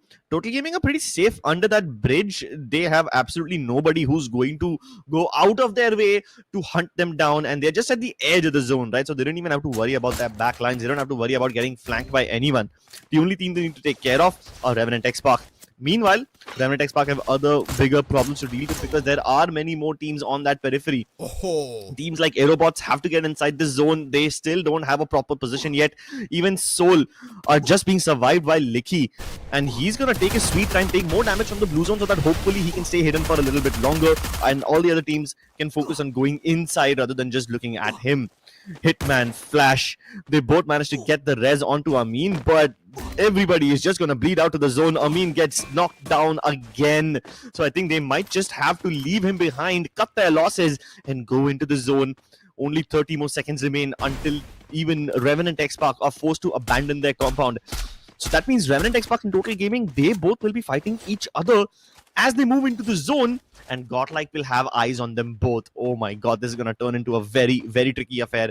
Soul finally bleed out. There was just way too much zone damage, and they had absolutely no way to get inside as well. No more jump pads available, so they will succumb. Team Tycoons also fall down. At this point, all these teams were in a position where, like, they had all their players alive at minute 11, and now at minute 13, two teams are already eliminated. Take a look at how forced you are to be neighbors. Kar98 army have control of the trailer park, but Genesis Esports also want a piece of the spy. They also want a piece of the snap, but there's simply no real estate available. Itazo finds the angle onto Soul and finishes him off. Very few revival opportunities now available for the likes of Kar98 army because the vending machine isn't available to them anymore. It's under the control of Genesis. Genesis, an opportunity that they want to see if there's a booyah for them. They did spot the players of Car 98, were also able to pick off an elimination, but it doesn't stop there. NG Pros and Godlike, they also have something to say about this fight, but Nancy, he spots Total Gaming, who are trying to make a climb uphill, and previously, just like this, is what Total Gaming suffered eliminations. And Mannu, on top of all of it, he's trying his best. He's the one who's actually dealing those knocks, but right as now, it's Jaunty Gaming and NG Pros. The numbers better from Jaunty as they're pushing up closer. Corpsey was stuck and eventually will be put down to the ground. That's a problem. A nice launcher right to the face of Mannu. And now he's survived. The last man, Anubhav, going in for a revive. But it's not going to work as Jaunty Gaming push up together. Clean shop. And they will be grabbing those eliminations as they eliminate NG Pros. But the fight's still not done because Godlike spotted all that action. They want a piece of that pie. Yup, and while Jaunty Gaming were busy eliminating the likes of NG Pros, Revenant X-Park used that opportunity and moved towards the south of the circle. Now that that entire place is vacant, they will use that opportunity. But take a look at Car 98 Army, they are flying across. They land right between Revenant X-Park and Total Gaming. Meanwhile, Godlike Esports are getting contested by Jaunty Gaming. Godlike have the best possible position in the entire zone. They've got the central compound, and Jaunty Gaming were knocking on the doors, but they will be only survived by Vincent. Total Gaming bite the dust. Revenant X-Park and Godlike, both of them focusing their attention towards Total Gaming. They will be completely eliminated. Vincent now has to somehow hold on. He needs to get away from the spot and let Genesis take the dirty work for him. But he tries to rush inside. That will simply not work out. And Genesis realized that Godlike might be weak right now because they were just assaulted by two different teams. But somehow Godlike are still holding on. They have all four of their players up on their feet. And Genesis are now making things easier. Both Revenant X-Park and Genesis turn their tides on Car 98 and completely wipe the floor with them. It's now a three-way battle. Revenant X-Park trying desperately to control that sniper tower, but Yogi is going to up close and personal to eliminate Revenant X-Park. Genesis takes shots on him though, and now it's a 3v4. Time for Nobita to jump out. Eco diving alongside him, using the Cassie healing, hoping that Atazo and Ayush will also not be able to overwhelm them with their superior numbers, but they get trapped in between the glue walls, and two players are down. It's all up to Nancy. 1v4 required off of him, and that's just not gonna happen. Genesis grab a big booyah, and this is why I thought they will be able to do it. They played so smart, waited for the opportunity and used that trailer as Godlike was stuck in it and made sure that they were able to put their flag up and denied every other team of any fights. You could clearly see Genesis were like, hey, there's somebody climbing up the hill, put them down. There's somebody trying to flank us, put them down. They were so good in terms of the fights that they were taking and in terms of knowing what's happening in and around to make sure this game of Purgatory is in their favor. And what a booyah to grab here. I think it was not that easy. We did speak about how intense this end circle is going to be. How many teams are in and around. There was Total Gaming, Godlike, Car 98, and in the all of this, there was even Revenant X-Park who were coming in from the south. All of them being denied, one after another, and Genesis, wonderful coming in from their end. Genesis basically piggybacked off of Godlike Esports because Godlike had the best position for the longest time, and Genesis recognized that, and they're like, listen, even NG Pros recognize that, but the smarter thing that Genesis does is that they didn't go in for that compound. They let every other team do the dirty work for them. Let's take a look at that final battle and we'll see exactly how Genesis were able to make Godlike do their bidding. You see, Godlike have this trailer to themselves. They have a lovely position. So, Godlike are in a great spot to take shots at Car 98, at Total Gaming, at Jaunty Gaming, at even Revenant X-Park for that matter. So, basically, Godlike are the central defenders. They take shots at every single team, every single player. They get a bunch of eliminations to their name. And then Genesis is like, you know what? Let them become our human meat shields. Let them do all the fighting for us on our behalf. And after holding off some 3-4 different teams, just waves upon waves of opponents crashing onto the shore named Godlike, Genesis are like, yes, now we will go in. Now we will slay them.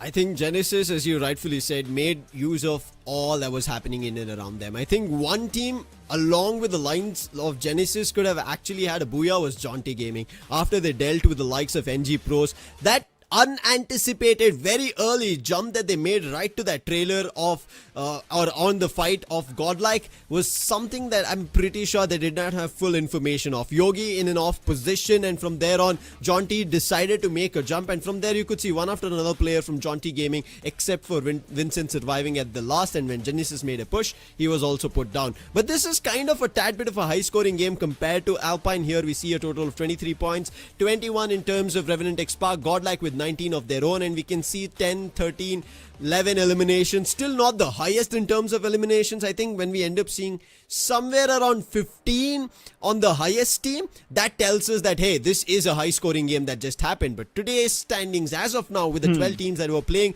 Revenant X Spark, a consistent game, no booyah, but they're still on the top with a total of 62 points.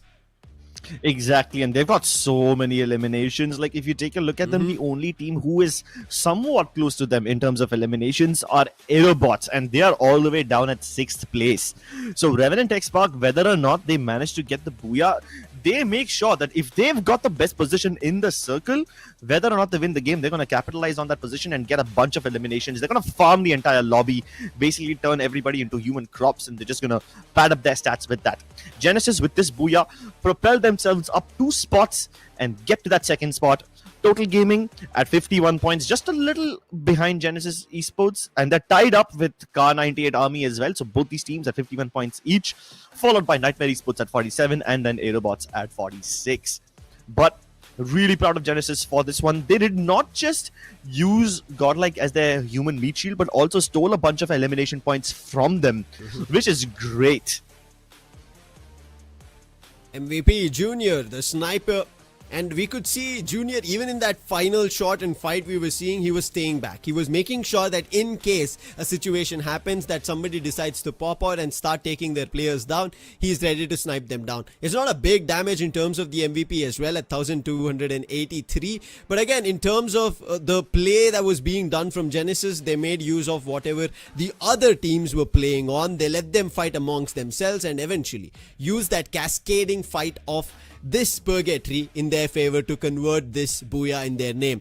Etazo, I think towards this end game in those final few knocks, it was Etazo, and he was very crucial in also helping his teammates to breathe better and survive and also get those knocks. Ayush right at the front pushing together, and Zoe made use of that Oscar, and I think that was very crucial for that Oscar to come into play, because one player from, I think it should be Nobita from Godlike, made a jump out of the trailer, decided to instantly activate the dash, and from there on Zoeb decided, I'll counter that dash, and that's where Genesis were able to slow things down. Otherwise, there could have been an offset which could have troubled the likes of Genesis.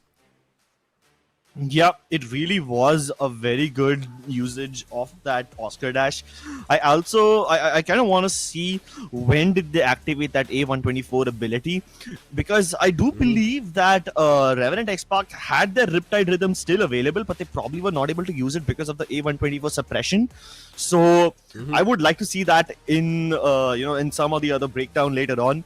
But it's a pretty consistent game for the members of Genesis Esports. 1000 damage across the board on all the players. So they did a really nice job of holding back every other team who was trying to encroach upon their space. 53,000 total damage in the map of Purgatory. Amazing. You love seeing those big 50k bombs. One big thing that I'm right now watching is going to be the longest distance elimination, 162 meters. I think that's finally now increasing with distance, as we have had a lot more games over this week 1, and I think it would increase even further when we move towards our week 2 performances, because hey, now it's time for teams to take up those distant fights, predict what they want to do, and then go for a calculated fight. And I think in Purgatory it started happening, and for a lot of teams who we were kind of doubting when we came onto the desk, Crips were the likes of Revenant X Spark, Godlike, of this is not going in their direction. Total Gaming, they'd already picked up, they're still picking up points in their favor, but hey, I think the surprises are right now teams like Genesis, the teams like Aerobots who got the booyah to open the day off. They are grabbing a lot of points away from teams, and it could trouble them. Hey, I understand week 1 will not completely push you towards the qualification or the top 12. It's going to be week 2 which is going to be even more crucial. But if your opening games are not that great, it could open up chinks in your armor. Yeah, it could open up chinks in your armor, which will then be exposed to everybody that they can exploit. Well, whether they fill those chinks or whether they let themselves get exploited. They have 2 more games to fix all those mistakes. 2 more games in week 1, ladies and gentlemen. We will be back with more Free Fire Max action after this small break, so don't go anywhere.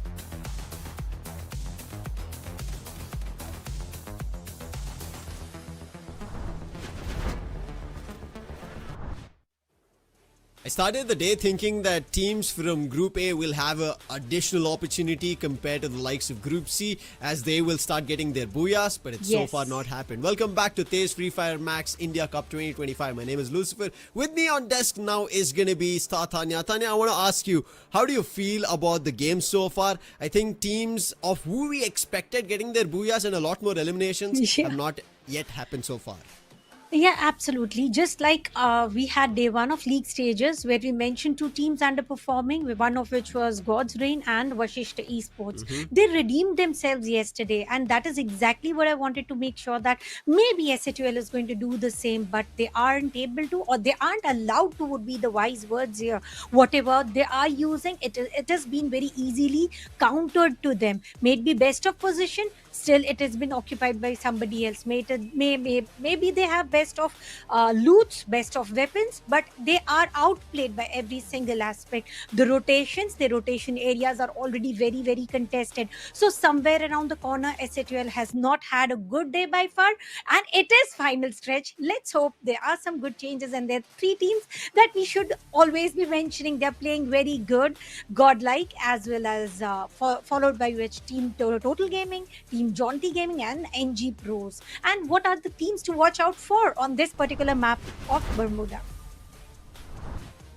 Last two, as you mentioned rightly, it's the final stretch, and it is going to be NG Pros to top the table. Yesterday, they picked up the Booyah in Kalahari, not in Bermuda, but with the performance that we've seen today, I think it's time to now pull up your socks and start finding those eliminations, maybe even a Booyah. A total of 44 so far here in Bermuda, and then it is Revenant X Park at 27 and Jaunty at 25 and Total at 20. Immediately you can see a big difference, right? NG Pros with a total of 44, cut it into half, and then we see the next three teams who are to be watched out for in Bermuda. That tells you that NG Pros, this is a game that they have to convert, or mistakes are going to be done and somebody else will make a jump for it. And talking about jump, what are the jump points and which drop locations are they looking forward to go ahead on the map of Bermuda? Well, this is it. If you have a look at Shipyard, it is going to be Nightmare Esports. They haven't had a good day as well, and the SHUL and Nightmare need to make sure this is a vanilla map. They bring in whatever the best they possess. Observatory is entirely going to get contested by non-NG Pros, and they have got a good opportunity to have a good spread out with best of loots near to the graveyard as well as towards the hangar. Clock Tower will be contested by two teams, Car 98 as well as Genesis. Genesis having a bright day today, and look at Team Total Gaming. Entire highway, Bhima Sakti strip is being conquered by them. So any team taking the rotation to anywhere, they will have to fight this big gigantic team coming towards peak. We have four teams today. Yesterday we were talking about three teams, and today it is four. And Mill being contested by Jaunty Gaming, Aerobots having Cape Town on their name, and Revenant X Park going as safe as possible on the grounds of Sentosa, which is not going to happen because yesterday also they made sure to take a leap near to the peak area. Now that we've seen the preferred drop spots, I hope teams also understand where they stand in the overall standing and today's standing, because we did speak about this, right? Their points are going to be crucial in terms of where they will stand when they start things off on week 2. They might have a buffer or not at all when things look a little bleak, and especially as you already mentioned at the start of things that SATUL, a team that we hoped for, would have a better outcome. Similar, Autobots here, almost in the previous game in Purgatory, they had a little bit of an opportunity, but eventually it was swept away. They couldn't do much from that position and that eastern end. Along with them, even Nightmare Esports and Aerobots. I'm surprised after having such a fantastic start on Solara. Slowly it's been a climb that is not looking good. It's just a descent for them. It seems like the ladder that they're on, somebody put it the other way around and they're just going downhill. Yeah, they are going downhill. And talking about climbing up, I do not see Godlike stepping up like they have been all throughout online qualifiers as well as through the league stages. We do not get to see so many booyahs coming in from them. Talking about Team Total Gaming, sure, they are surviving until top 3, top 2. They've got good reads on the position, but those massive booyahs are the major miss for today at least. And there comes Jaunty Gaming. Now, Jaunty Gaming and Team Total Gaming is also a good fight to watch out for, which isn't happening for quite a while. And Team Tycoons, well, they are the one most notorious team. They are picking up fights where not whenever it's not very necessary, but they are happy to do it, and they are gaining elimination points. But are we going to gain some points for giving some good predictions? Because we always have some good predictions, and most of them do tend to go right. And there you go. You start off with Godlike. Yes, everybody's hoping for it because right as you know, on day 3 before we started, they were the only team who had 2 booyahs. But so far, after the entire day, it's Car 98 who have also gotten them and landed at 2 booyahs. NG Pros, I hope they would have started things off as a booyah. That's your second pick, and the last one is going to be Total Gaming from your end. I have gone for a complete different offset, especially with watching what Genesis did. I thought maybe they could replicate it in Bermuda, but my cards are towards Jaunty Gaming. I think they should be able to close something big here on Bermuda. It's a map that is very familiar, as you rightfully said, vanilla for everybody, not much to be tough with, and hoping for a fingers crossed Autobots comeback. If it happens, I think this is one of the best maps to happen right now. Yeah, it is. And I like the choice of Genesis. So they have brought in some better play style. They are exactly aware about the positioning, when to hold, when to watch other teams fight, and when to intrude. So they've got a good read over there. Genesis is the marker there. I mean, there's no other team who is doing this job pretty well. I have been calling out Jaunty Gaming for this exact reason, that they know when to pick up fights, but Genesis is way better in terms of when not to intrude. And if you tend to take a pause, breather, you might be also able to re-strategize your gameplay. Genesis is a good pick, but I'm afraid on the map of Bermuda, it's very tough for Genesis to go ahead and grab a booyah, because surviving until the end is an entire different set of story. But it is Bermuda, the rotations are going to take pretty quickly, and they have to make sure they just not only survive but also take rotations while they are able to get those elimination points.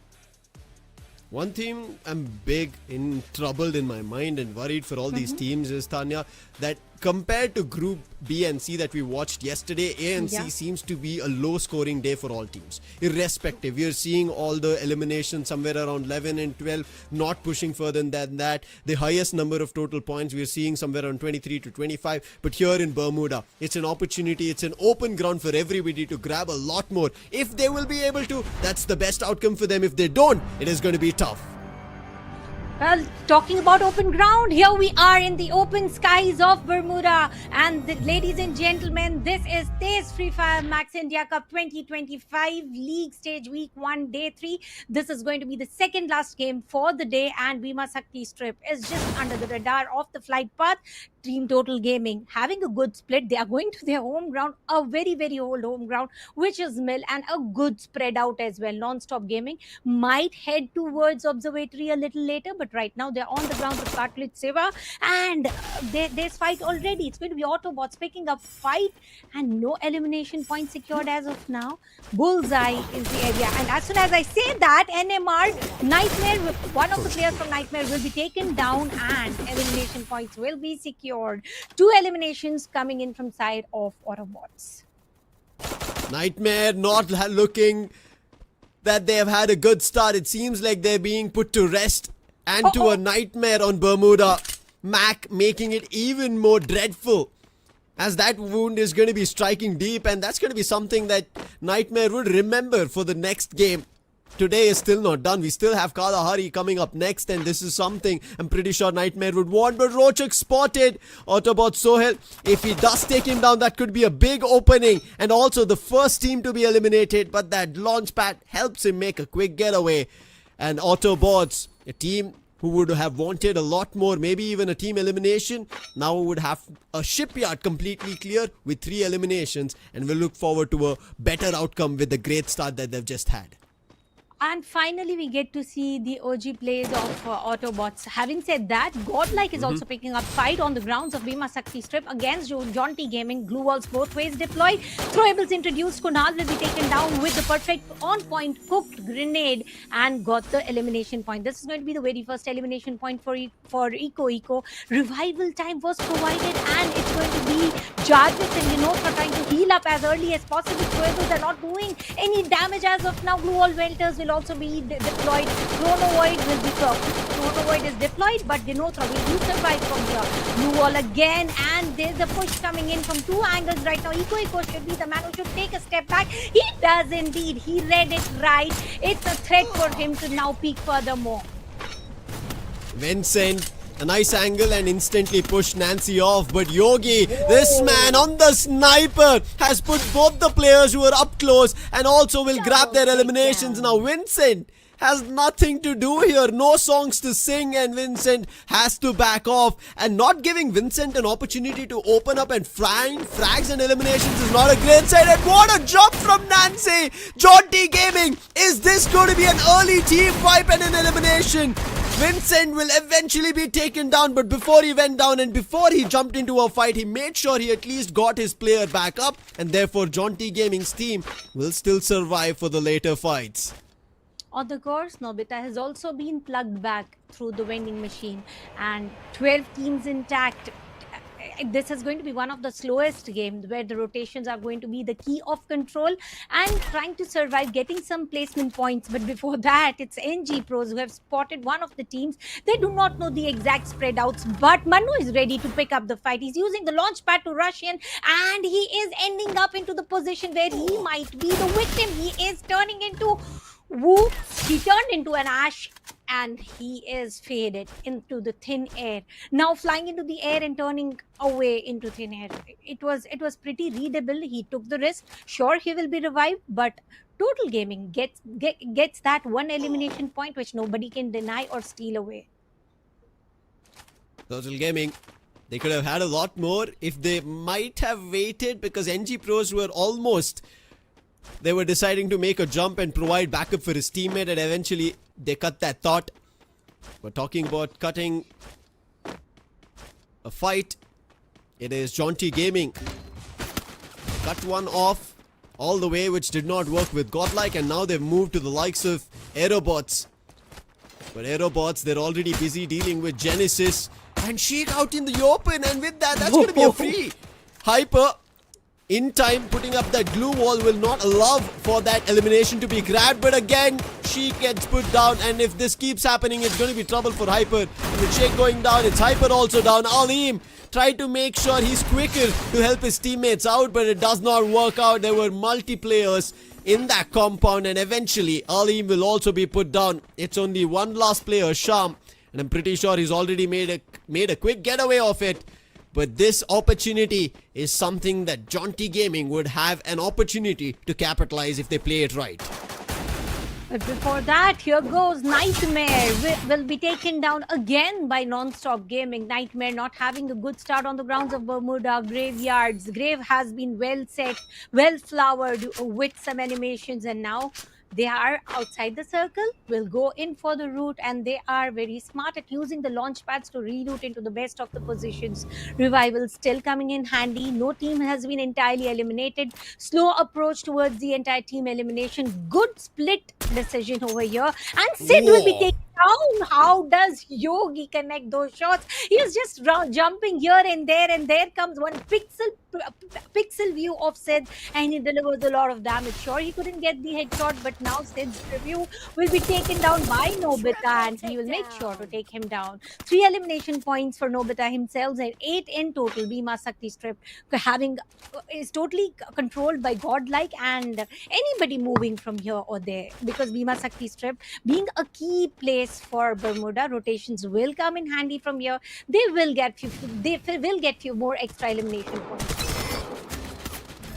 Nightmare, they're the ones who actually want to be the ones putting players in their dreams and giving them nightmares, but right now they're a bit troubled. Thankfully, they were able to slow down the players of SATL, but they quickly answer back. And Divine, you have to watch out for this man from SATL whenever a fight is being indulged, especially with the players of SATL. This sniper is so clinical and precise. It's all information that he needs, and from there on, his bullets will find its target.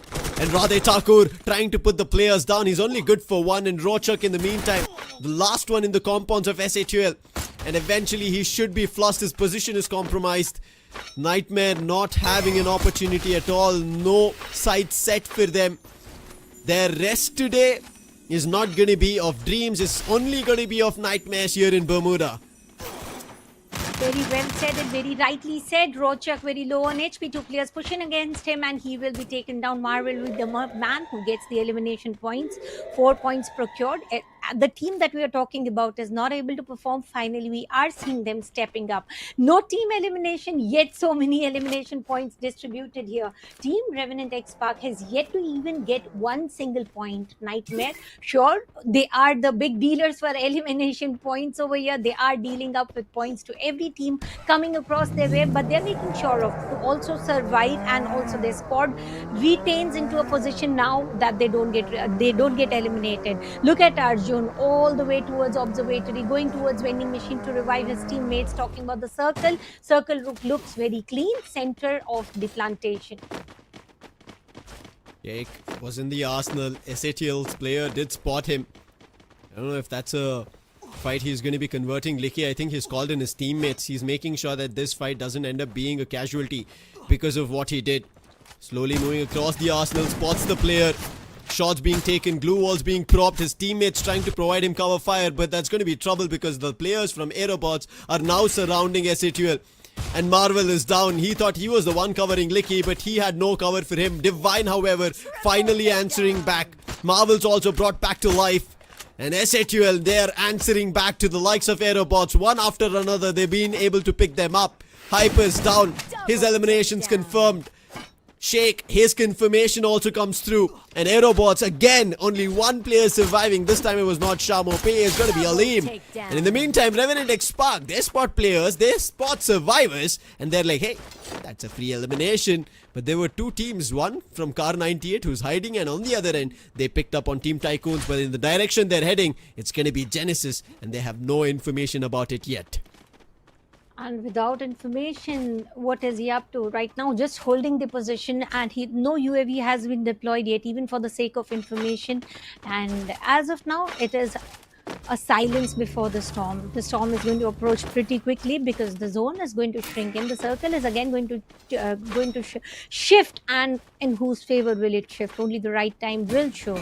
Genesis holding its position. Revenant X Park finally bringing the pace back, but on the grounds of Lil, Amin will be the last man standing. Who is standing no more? Soul will knock the final nail in the coffin, and Tycoons are saying goodbye to the map of Bermuda in the week 1 of league stages.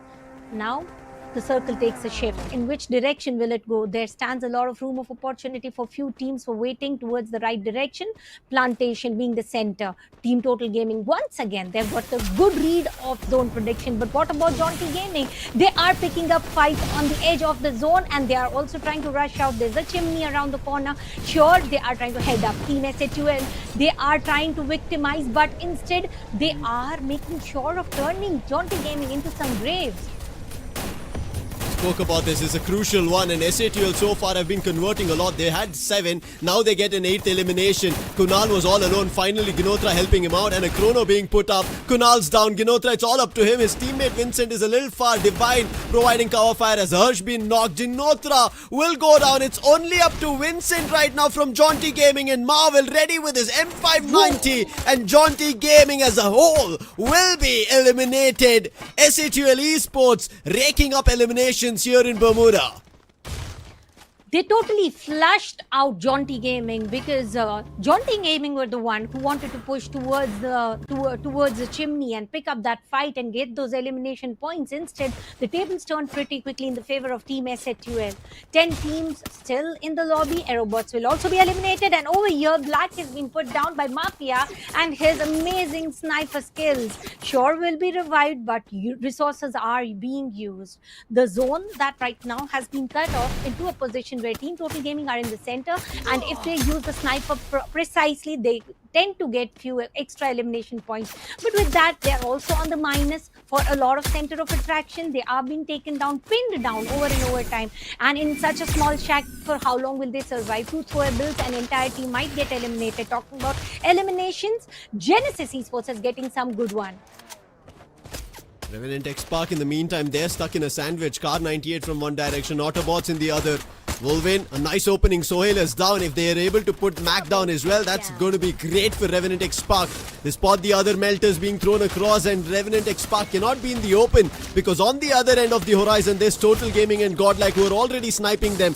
Revenant X Park trying their best to survive. KD God's been knocked. Autobots in the meantime, they confirm KD God's elimination, but Sahil also gets put down. Mac coming in with a snipe, but finally Genesis, now they are acting as an opportunity and converted, and with him finding an opening, Genesis are looking forward to a lot more because they know where the position of Revenant X-Spark is, and they were stuck. And finally they'll be pummeled with bullets, and Genesis will be eliminating Revenant X-Spark, but the fight's not done as Car 98 has stepped in.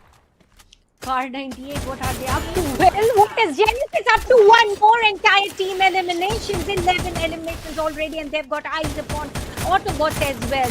And there's a treatment gun on his hand. Mac, how long will he survive will be the question. He's the only man available right now. No team support yet to come. Mac is trying to take the cover of the ridges, and there's no cover for him. He will be taken down as well, this time from Nightmare Esports.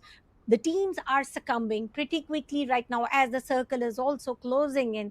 And within the circle, we do see Team Godlike having a good cover of the tower. Is it enough? They do have Team SATL just behind them, and they have to take care of gatekeeping as well as the teams in their front. This might turn them into the patty between the burger. They might get sandwiched because Team SATL will definitely be taken down. And talking about SATL, this is for the third time I'm seeing they are being taken down by Zone. Now that is the last thing that comes to my mind because rotations are pretty slow. As of now, teams are wondering of where they can move in to call it a safer haven. It's only Total Gaming who have a compound, and from that position they're trying to eliminate everybody. And it's finally going to be NG Pros who will be eliminating the last player from Nightmare, but it's Total Gaming who are deciding to eliminate the players of Genesis. NG Pros stopping them all. We are down to the last 4 teams with SATL on the last 2 players. Total Gaming not letting them get closer, and SATL instantly decide to move out in that direction. And NG Pros, they are right now stuck, and that is not going to be a good spot because they have to climb down that hill, and Total Gaming have their complete number, address and vision. And Total Gaming even have cover from the likes of Godlike, who also want to be an opportunistic team. And Godlike are already trying to deal the blow to the likes of NG Pros, and NG Pros, they're struggling to keep afloat in that position of the tower. And now finally Godlike have decided to make a move, an instant answer back, and they decide to back off for that flash freeze which was thrown from NG Pros. Right now, Team Godlike having a good view, but is the view good enough to get some elimination points? They are pointing towards NG Pros, but it is Team Total Gaming who is pointing against Team Godlike. There's no safe spot as of now. It is all about the blue walls, but Melters will take away all the cover. Soft cover rock will be the only place where they can hold on for a second, where they can take a breather for a second. Look at Licky. He's having good cover of the monster truck just around the corner, and still not even a single movement made. They are not aware about his position, and struggle will be spotted immediately. Godlike has got a decision made about which team to decimate first, and they are going to take down. What a clean shot from Yogi and Eco. We are down to top 3 teams. It's up to Total Gaming right now as they've decided to take this challenge in the forefront, challenging the likes of Godlike. They've already brought one of the players down. It's Eco. Now Nancy's down. Yogi was already down. It's all up to Nobita. And Total Gaming have surrounded him. There's no way he can run away. He's trying his best with the monster truck, but the only position he'll run to is going to be the second, as the Booyah is grabbed by Total Gaming with total dominance here in Bermuda. Dominance in terms of best position, dominance is in terms of best sniper play set, and also in terms of aggression and third party. They did everything right to get this vanilla map in their hands, and they cooked it just right with some drizzles of chocolate sauce and some chocolate chips sprinkled as well. It was too good to be cooked because the way Team Total Gaming played was not to offer surprise, because they often tend to play this map so cleanly, but it was treat to the eyes. One more thing was SATL's Licky. I think the way he was just trying to survive being the solo player, I did not think of how long he could have actually been surviving over there, especially with Godlike right above him. Imagine a wrong step and SATL Esports would have been eliminated. And eventually that did happen here, Tanya. But I think Godlike played really well, holding the likes of NG Pros out, and Total Gaming. I think that position for NG Pros ended up becoming a sandwich. They had nowhere. If they wanted to climb down the hill, there's Total Gaming who are shooting bullets at them. If they want to move towards their flank position where Godlike are already there, there's no opening they're able to find because Godlike were putting up glue walls after glue walls. Irrespective of the numbers they were getting destroyed, they were still propping them up, and NG Pros did not have enough resources to keep that ongoing. And as soon as an opening was found for Godlike, they instantly flourished and eliminated the likes of NG Pros with the help of Total Gaming. But you could see how quickly in this final shot Total Gaming instantly pushed. Now Nobita knew where Leaky was, but as soon as they understood that NG Pros are down, they pushed up without giving Godlike a chance to establish their position or their footing. And with Nobita trying to make a quick getaway with that monster truck with 4 players already shooting bullets at him, it was a very tough game here. But Godlike, that is a big game for them with 12 eliminations. But Total Gaming, they get even more with 2 extra, pushing up to 14 eliminations and a total of 26 total points, Tanya. And talking about Team SHL, we mentioned it over and over time. They did not have a good day, and finally, watching them in the podium, a good performance, and specifically the flag bearer of the team, which was Licky, who made sure to survive until top 3, 19 points altogether. Genesis Esports with 17 points. NG Pros, though in top 4, they're still beneath Genesis because of the elimination points Genesis were so sure about from the start until the end. All they were playing for, they did not want to procure Booyah, even if it would have been served to them. They wanted those crucial elimination points. But who was the crucial player for this particular map from Team Total Gaming? That is what I'm eyeing out for, and that is going to be Mafia. Obviously, there was no question to be asked there. 5 elimination points, almost 4,000 worth of damage, and 4 assists. It was a big game coming from the side of Total Gaming, and yes, they had a booyah earlier today on Nexterra, and now going towards Bermuda, getting themselves another booyah tells us that they are going to be the team at the end of week 1. I'm not too sure about Godlike if they'll be able to grab their 3rd booyah yet, but Total Gaming, they've done it. Till now, it was every team with at least 2 minimum booyahs, the highest, and now with this 3rd coming through for Total Gaming, they're going to be super happy, and a brilliant performance in terms of, yes, Mafia, we already spoke about it. Just like how we were seeing Yogi, I think Mafia was so very crucial to hold them off. But after that, we ended up seeing Delete and Aztec making a move along with Shanky helping it out.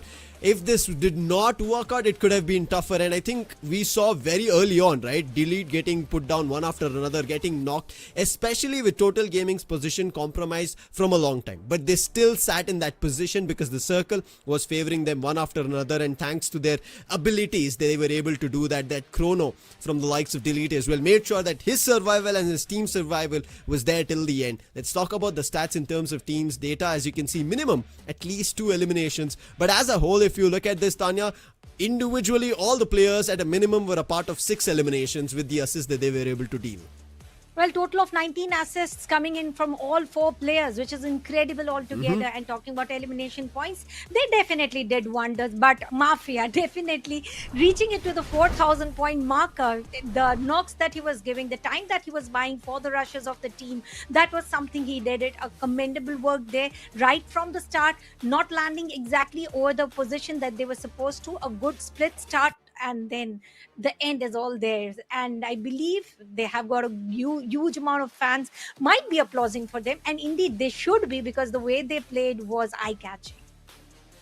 Yeah, and now we kind of are also inclining to see that maybe this time, at least at the end of one of the weeks so far from the online qualifiers, now with the league stage that has started, I think except for Godlike, there can be one team who could actually top on the elimination leaderboard. So far it was always Godlike, but right now maybe Total Gaming. All of that we'll get to know once the last game for the day is done, which is going to be Kalahari, but it's going to be after a short break. Don't go anywhere, we'll be back with Kalahari to decide the overall standings.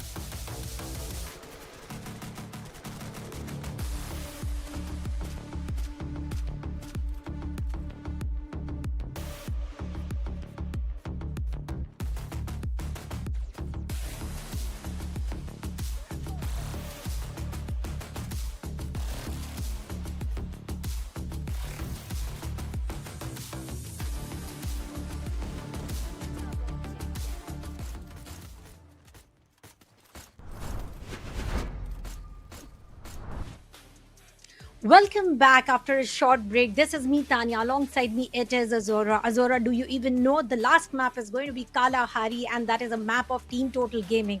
Total Gaming has got total of two booyahs, and now I should be asking you, do you think it's going to be a triple for them?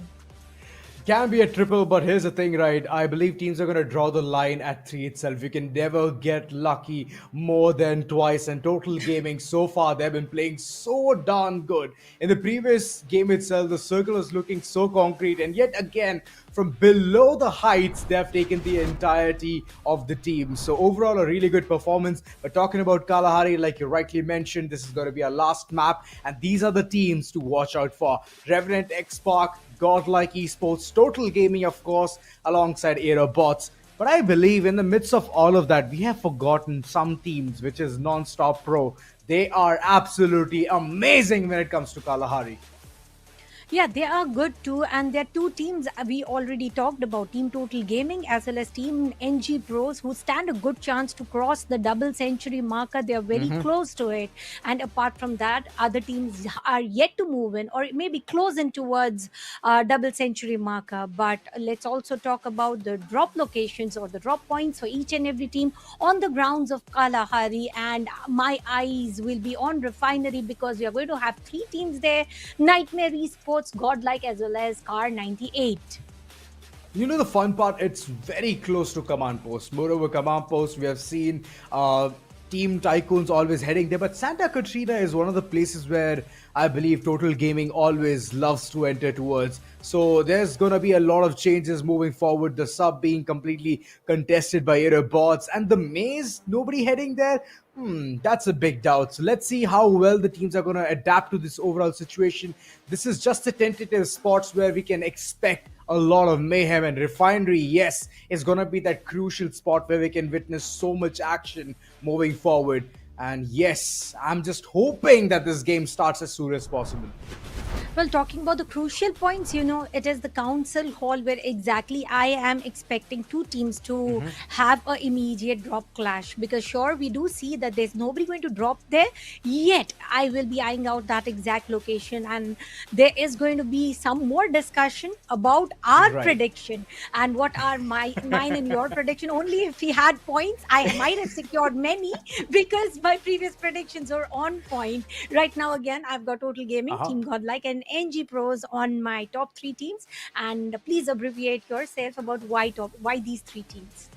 I completely understand Godlike have played in this map absolutely amazing, but here's the thing, right? Team Tycoons, they are on a different level altogether when it comes to those confident movements, when it comes to those fights. Every single spot they are taking the tick box, and I'm just loving the way they're initiating things as well. So Godlike, if they win, I'll be more than happy, as they themselves need to go ahead and embark a different journey altogether, which will be the last map needs to head towards a really nice section. So I'm expecting that Godlike can go ahead and perform, but yeah, Team Tycoon, they are gonna absolutely demolish the entire lobby is what I think. Well, talking about Team Tycoons, Hitman is the guy to watch out for the way he played on the grounds of Nexterra, and this is the map of Kalahari. Well, where it's going to be all about snipers. Ladies and gentlemen, this is TEZ FFMIC India Cup 2025. We are jumping into the sandy dunes, the deserted lands with a lot of grapple guns and snipers to work around with. Which team is going to grab a lot of elimination points, or which team is going to go away with the booyah? The flight path is all set all the way from confinement towards the maze, and look at it. I did mention it, Azora. It's going to be the council hall where two teams are already up against each other: Jaunty Gaming and K98. And here's the best part. Total Gaming, they can take fights in every single direction. If they want to head towards the console hall, they can see action. If they want to head all the way towards the mid command post, they can see even more brewing up there. But now talking about the way things have initiated, first blood has been drawn from the likes of Car 98 army. And this army is not going to stop just yet. They're going to pick every single one of the pieces from the likes of Jaunty Gaming in order to win this fight. And yes, the initiation has already begun.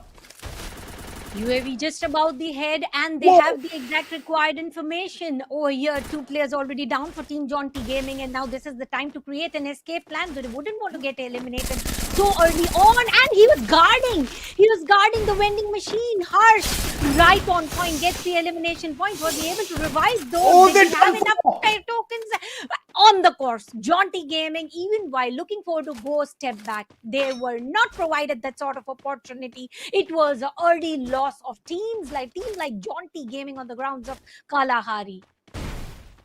Oh my, Council Hall. Yes. For now, I'm gonna say that this spot belongs to Car 98 Army. Nobody can trifle with them and even take a fight. Even if they do, it doesn't matter. They're gonna win it fair and square.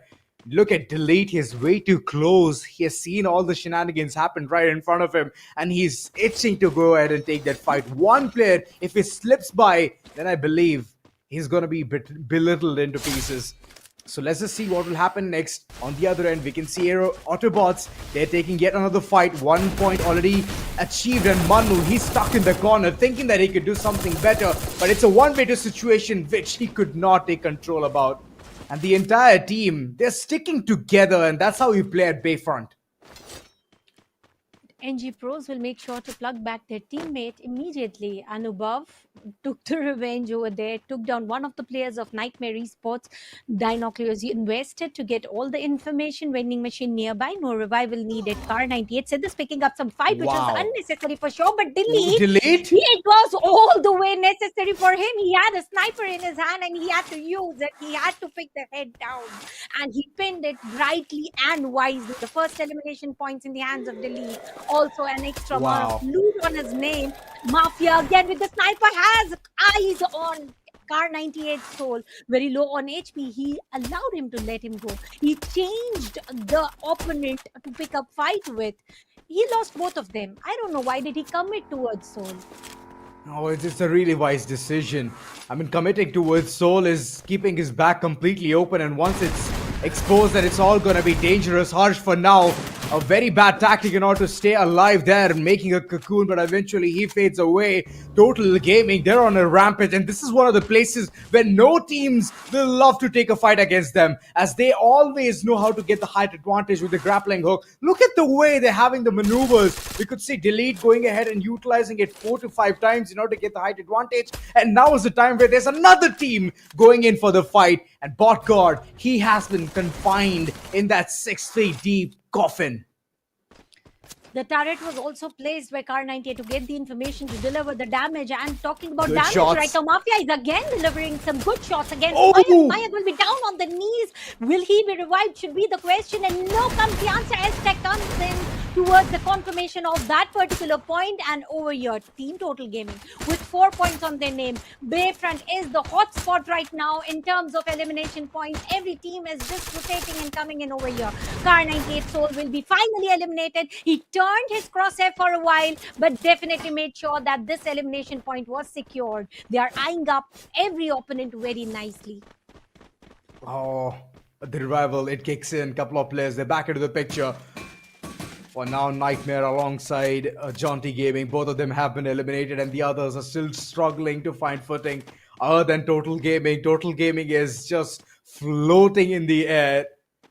And if this is the situation, then nobody is going to take a fight against them.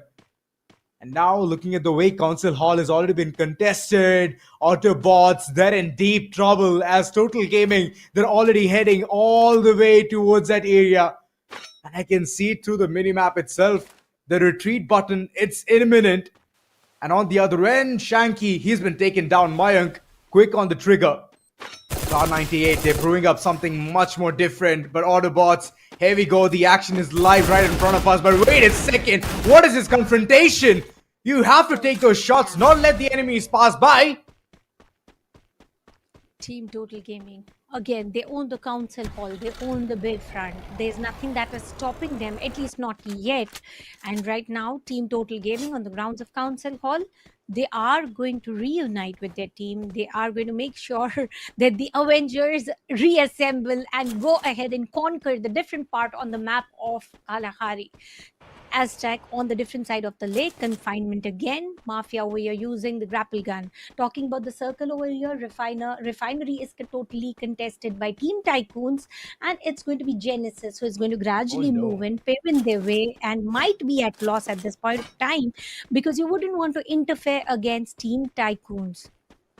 Autobots, they're running away. Look at the way the chase is coming through. But Car 98 on the other end, they're taking a different fight. They've already cheered enough. And now they have to throw it all out.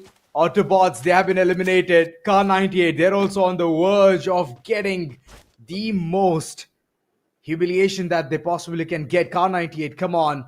There's something better that you can do as Team Tycoons. They're slowly but surely, they're racking up those points. And it's insane that you have to enter towards a circle. You have to take control towards the areas where the enemies have already been towards. And that's the kind of mentality all of these players are having. So overall, a really good plays. But moving in towards a circle, as it shrinks down, we will understand whether it's going to be a hard shift or it's centralized. Well, let's have a look. Whoa, it was a hard easternized shift, but that is supportive for several teams. Let's call it command post, where SAT is holding themselves strongly. Santa Catarina, NG Pros, Santa Catarina again, Revenant X Spark, who haven't yet initiated any sort of battle. They are playing the play of patience. And look at Godlike, finally paving their way all the way from Bayfront towards the confinement. And they might pick up fight. Instead, they should take up some fight because we did not spot any elimination points on their name as of now.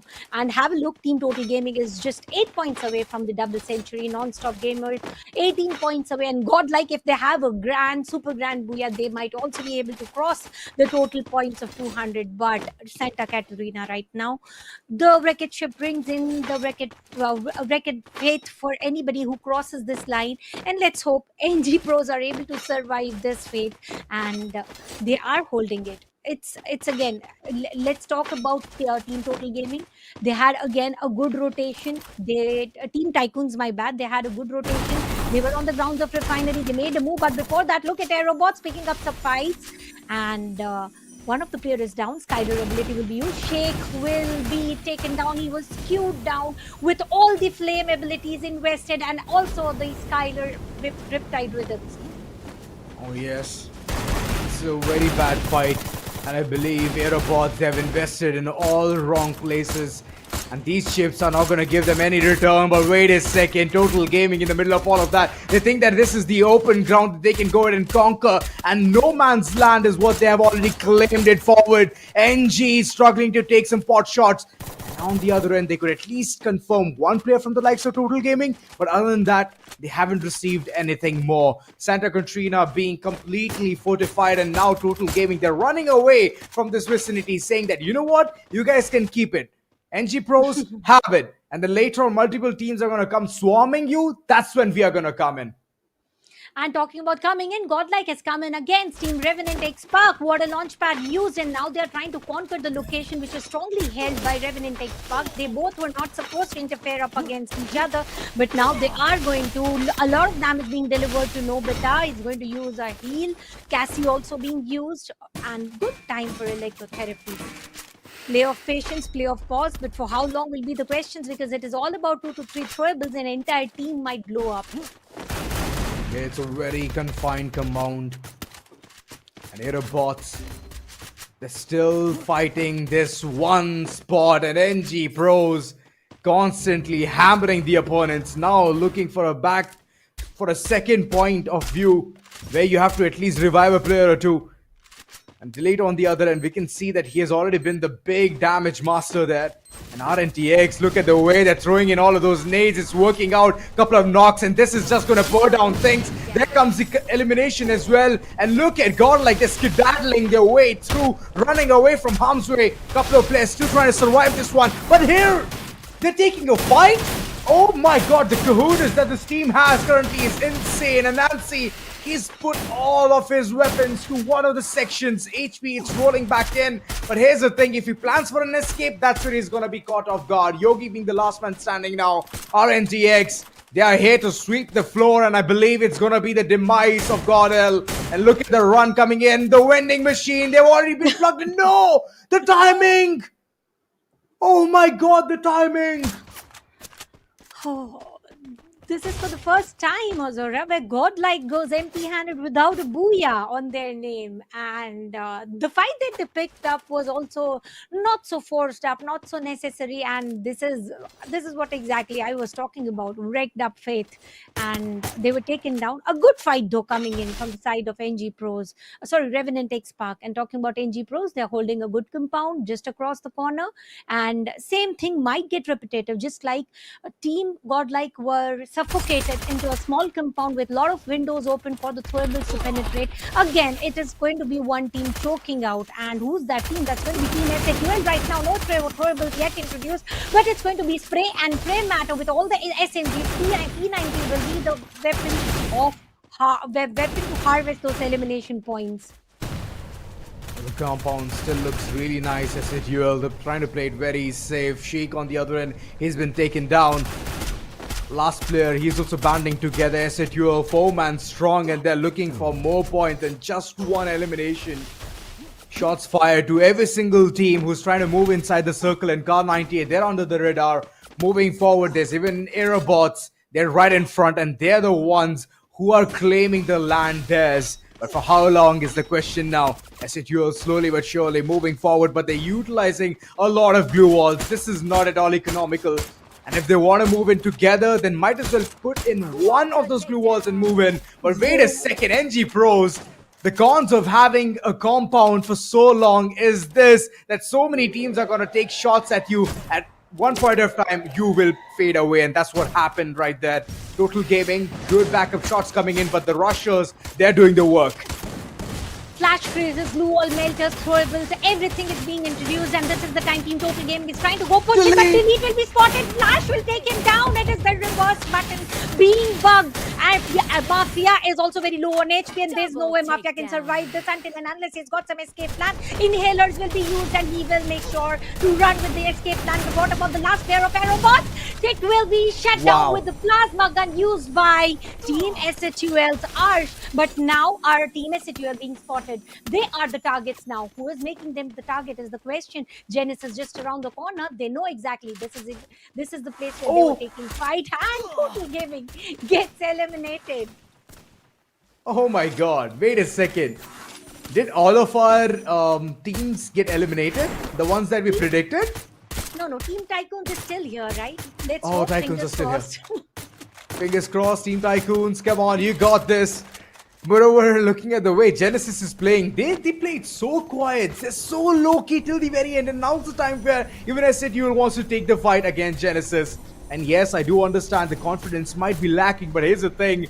The confrontations, the moment it comes forward, Ayush will bring in the best of the best weapons, the M590.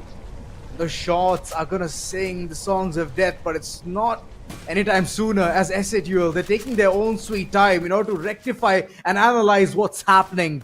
The compounds are a lot, and finally 4 teams remain where Team Tycoons have been eliminated. Nikki has got the perfect angle. He knows position of each and every player coming in from the side of Genesis Esports. Over there, he gave the information for sure. And KD God has already broken 17 glue walls. We need to see that total amount of glue walls being deployed. F17 were totally demolished by him.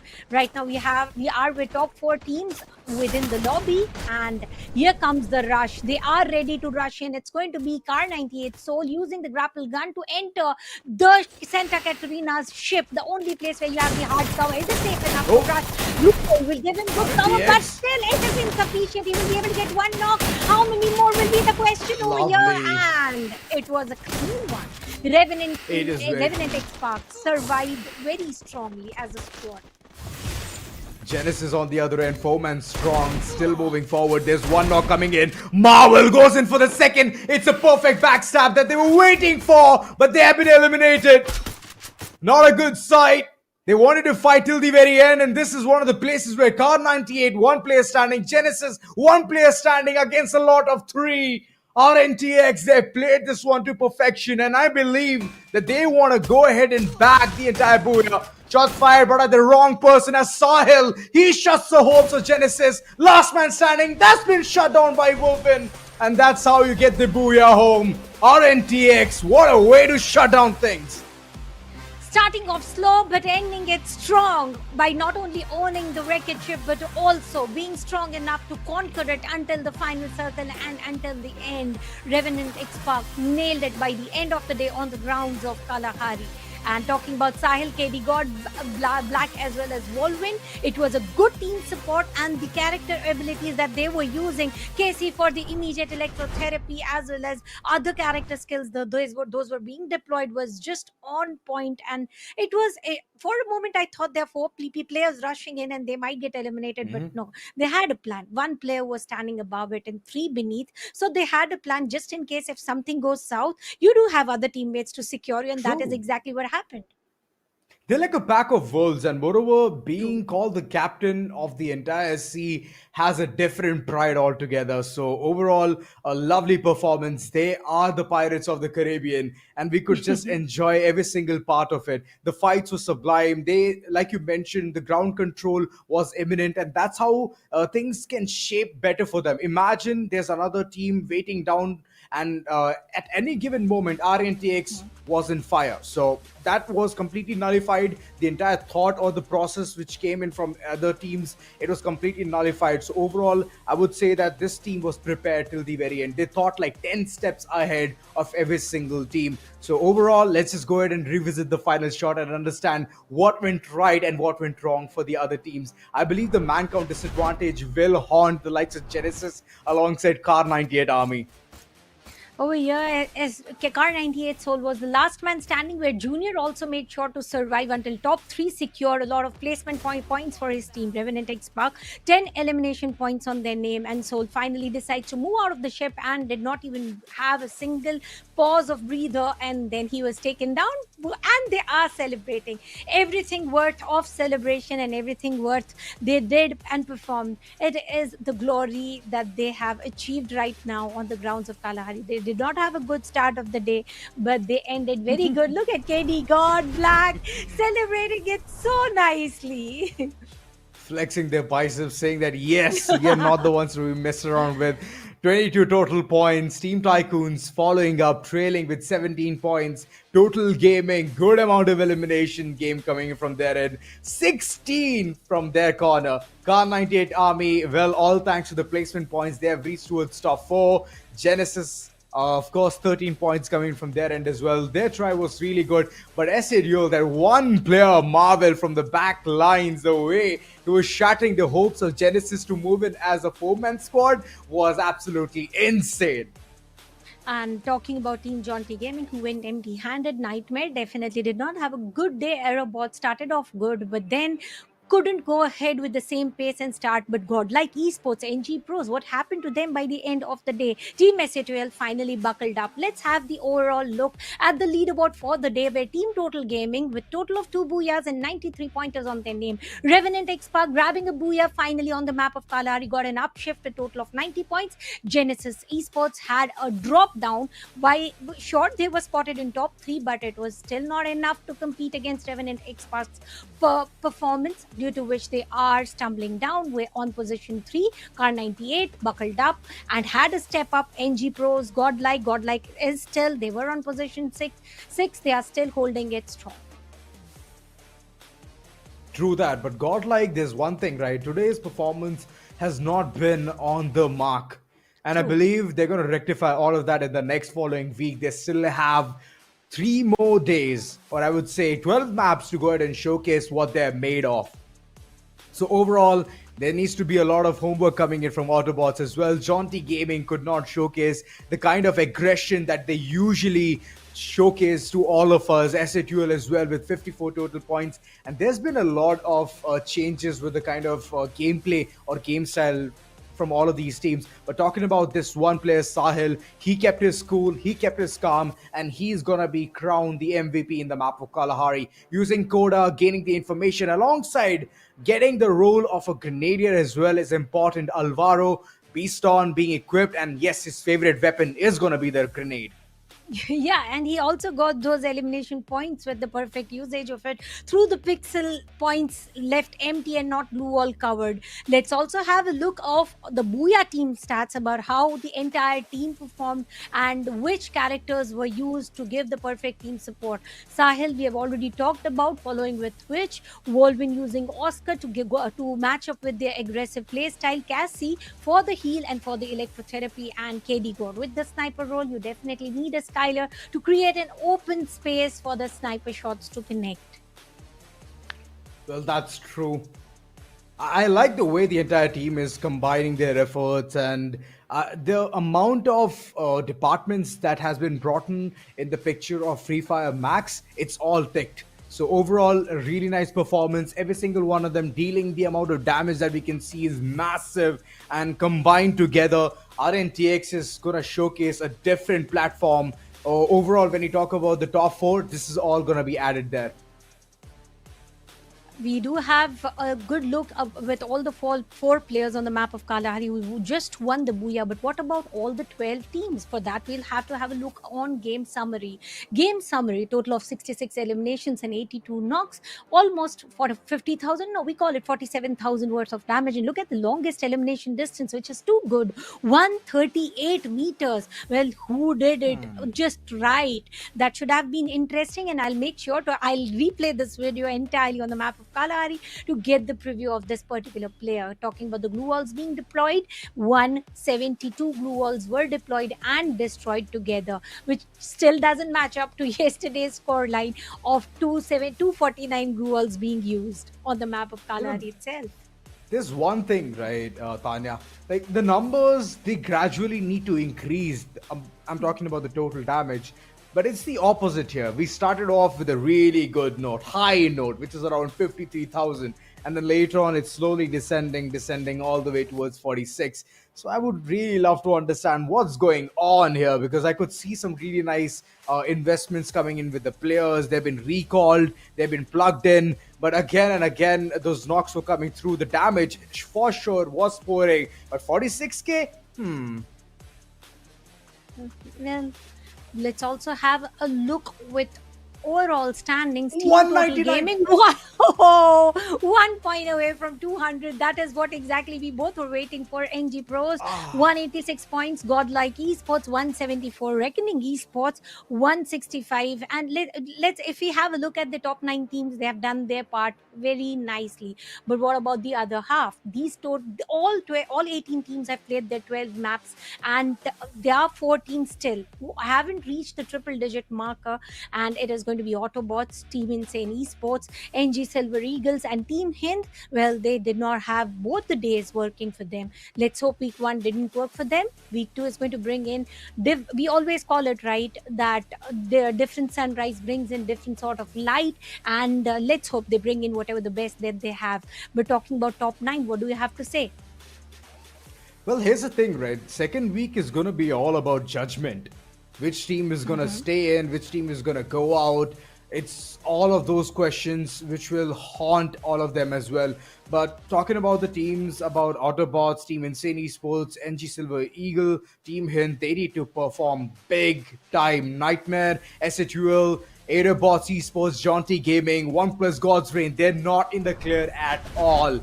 And yes, it's the performance that is speaking volumes at this point of time. And I'm just expecting that second week will at least be a week of reckoning for all of them. And they somehow understand what kind of mistakes that they're making in week 1 and rectify it in the upcoming one. Because that's going to be important, as they're not here to go ahead and showcase their fair play, or they would go ahead and take take those fights very slow or steady. No, they're here to showcase that they're the one to be feared the most.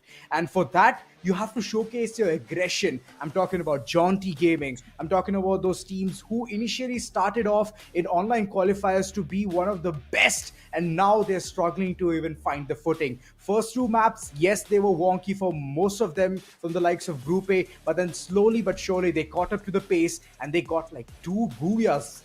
Not back to back, but 2 in overall 6 maps, which itself speaks a lot of things.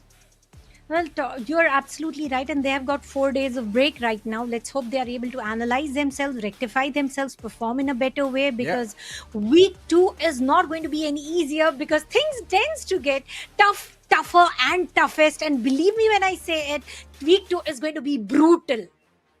Very brutal. All teams are gonna go ham. I believe it's gonna be confrontations left, back, and center. So for all of that, guys, thank you so much for watching today. This was week 1. We enjoyed the entire bit of it. A, B, and C, all 3 groups showcased their best. But next week, which is gonna be week 2, will be very vital for few teams who are gonna love to stay, and few teams they're gonna be exiting off right there. So most of it is gonna be experience based, and for few, it's gonna be it's going to be an amazing journey. So let's just go ahead and see how everything pans out. But for now, we're going to sign off. It's me, Alzora, alongside Tanya. We're going to see you in the next week. Bye-bye.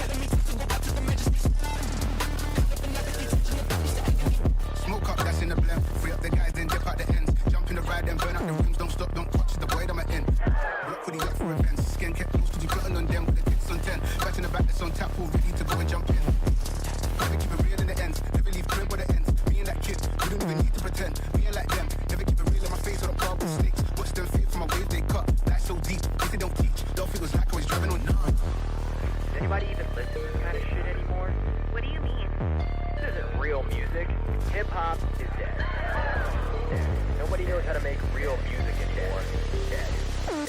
duality. Trapped in the academy, top to go back to the majesty. Status and fantasy.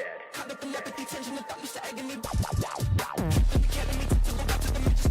Caught up in apathy, tension and thought, used to agony. Trapped in the academy, top to go back to the majesty. Caught up in apathy, tension and thought, used to agony. Back to duality. Flashback, we got mad, we crack that. In and out of dolo in a new match. To the boys, we're only when you crack that. Man, I don't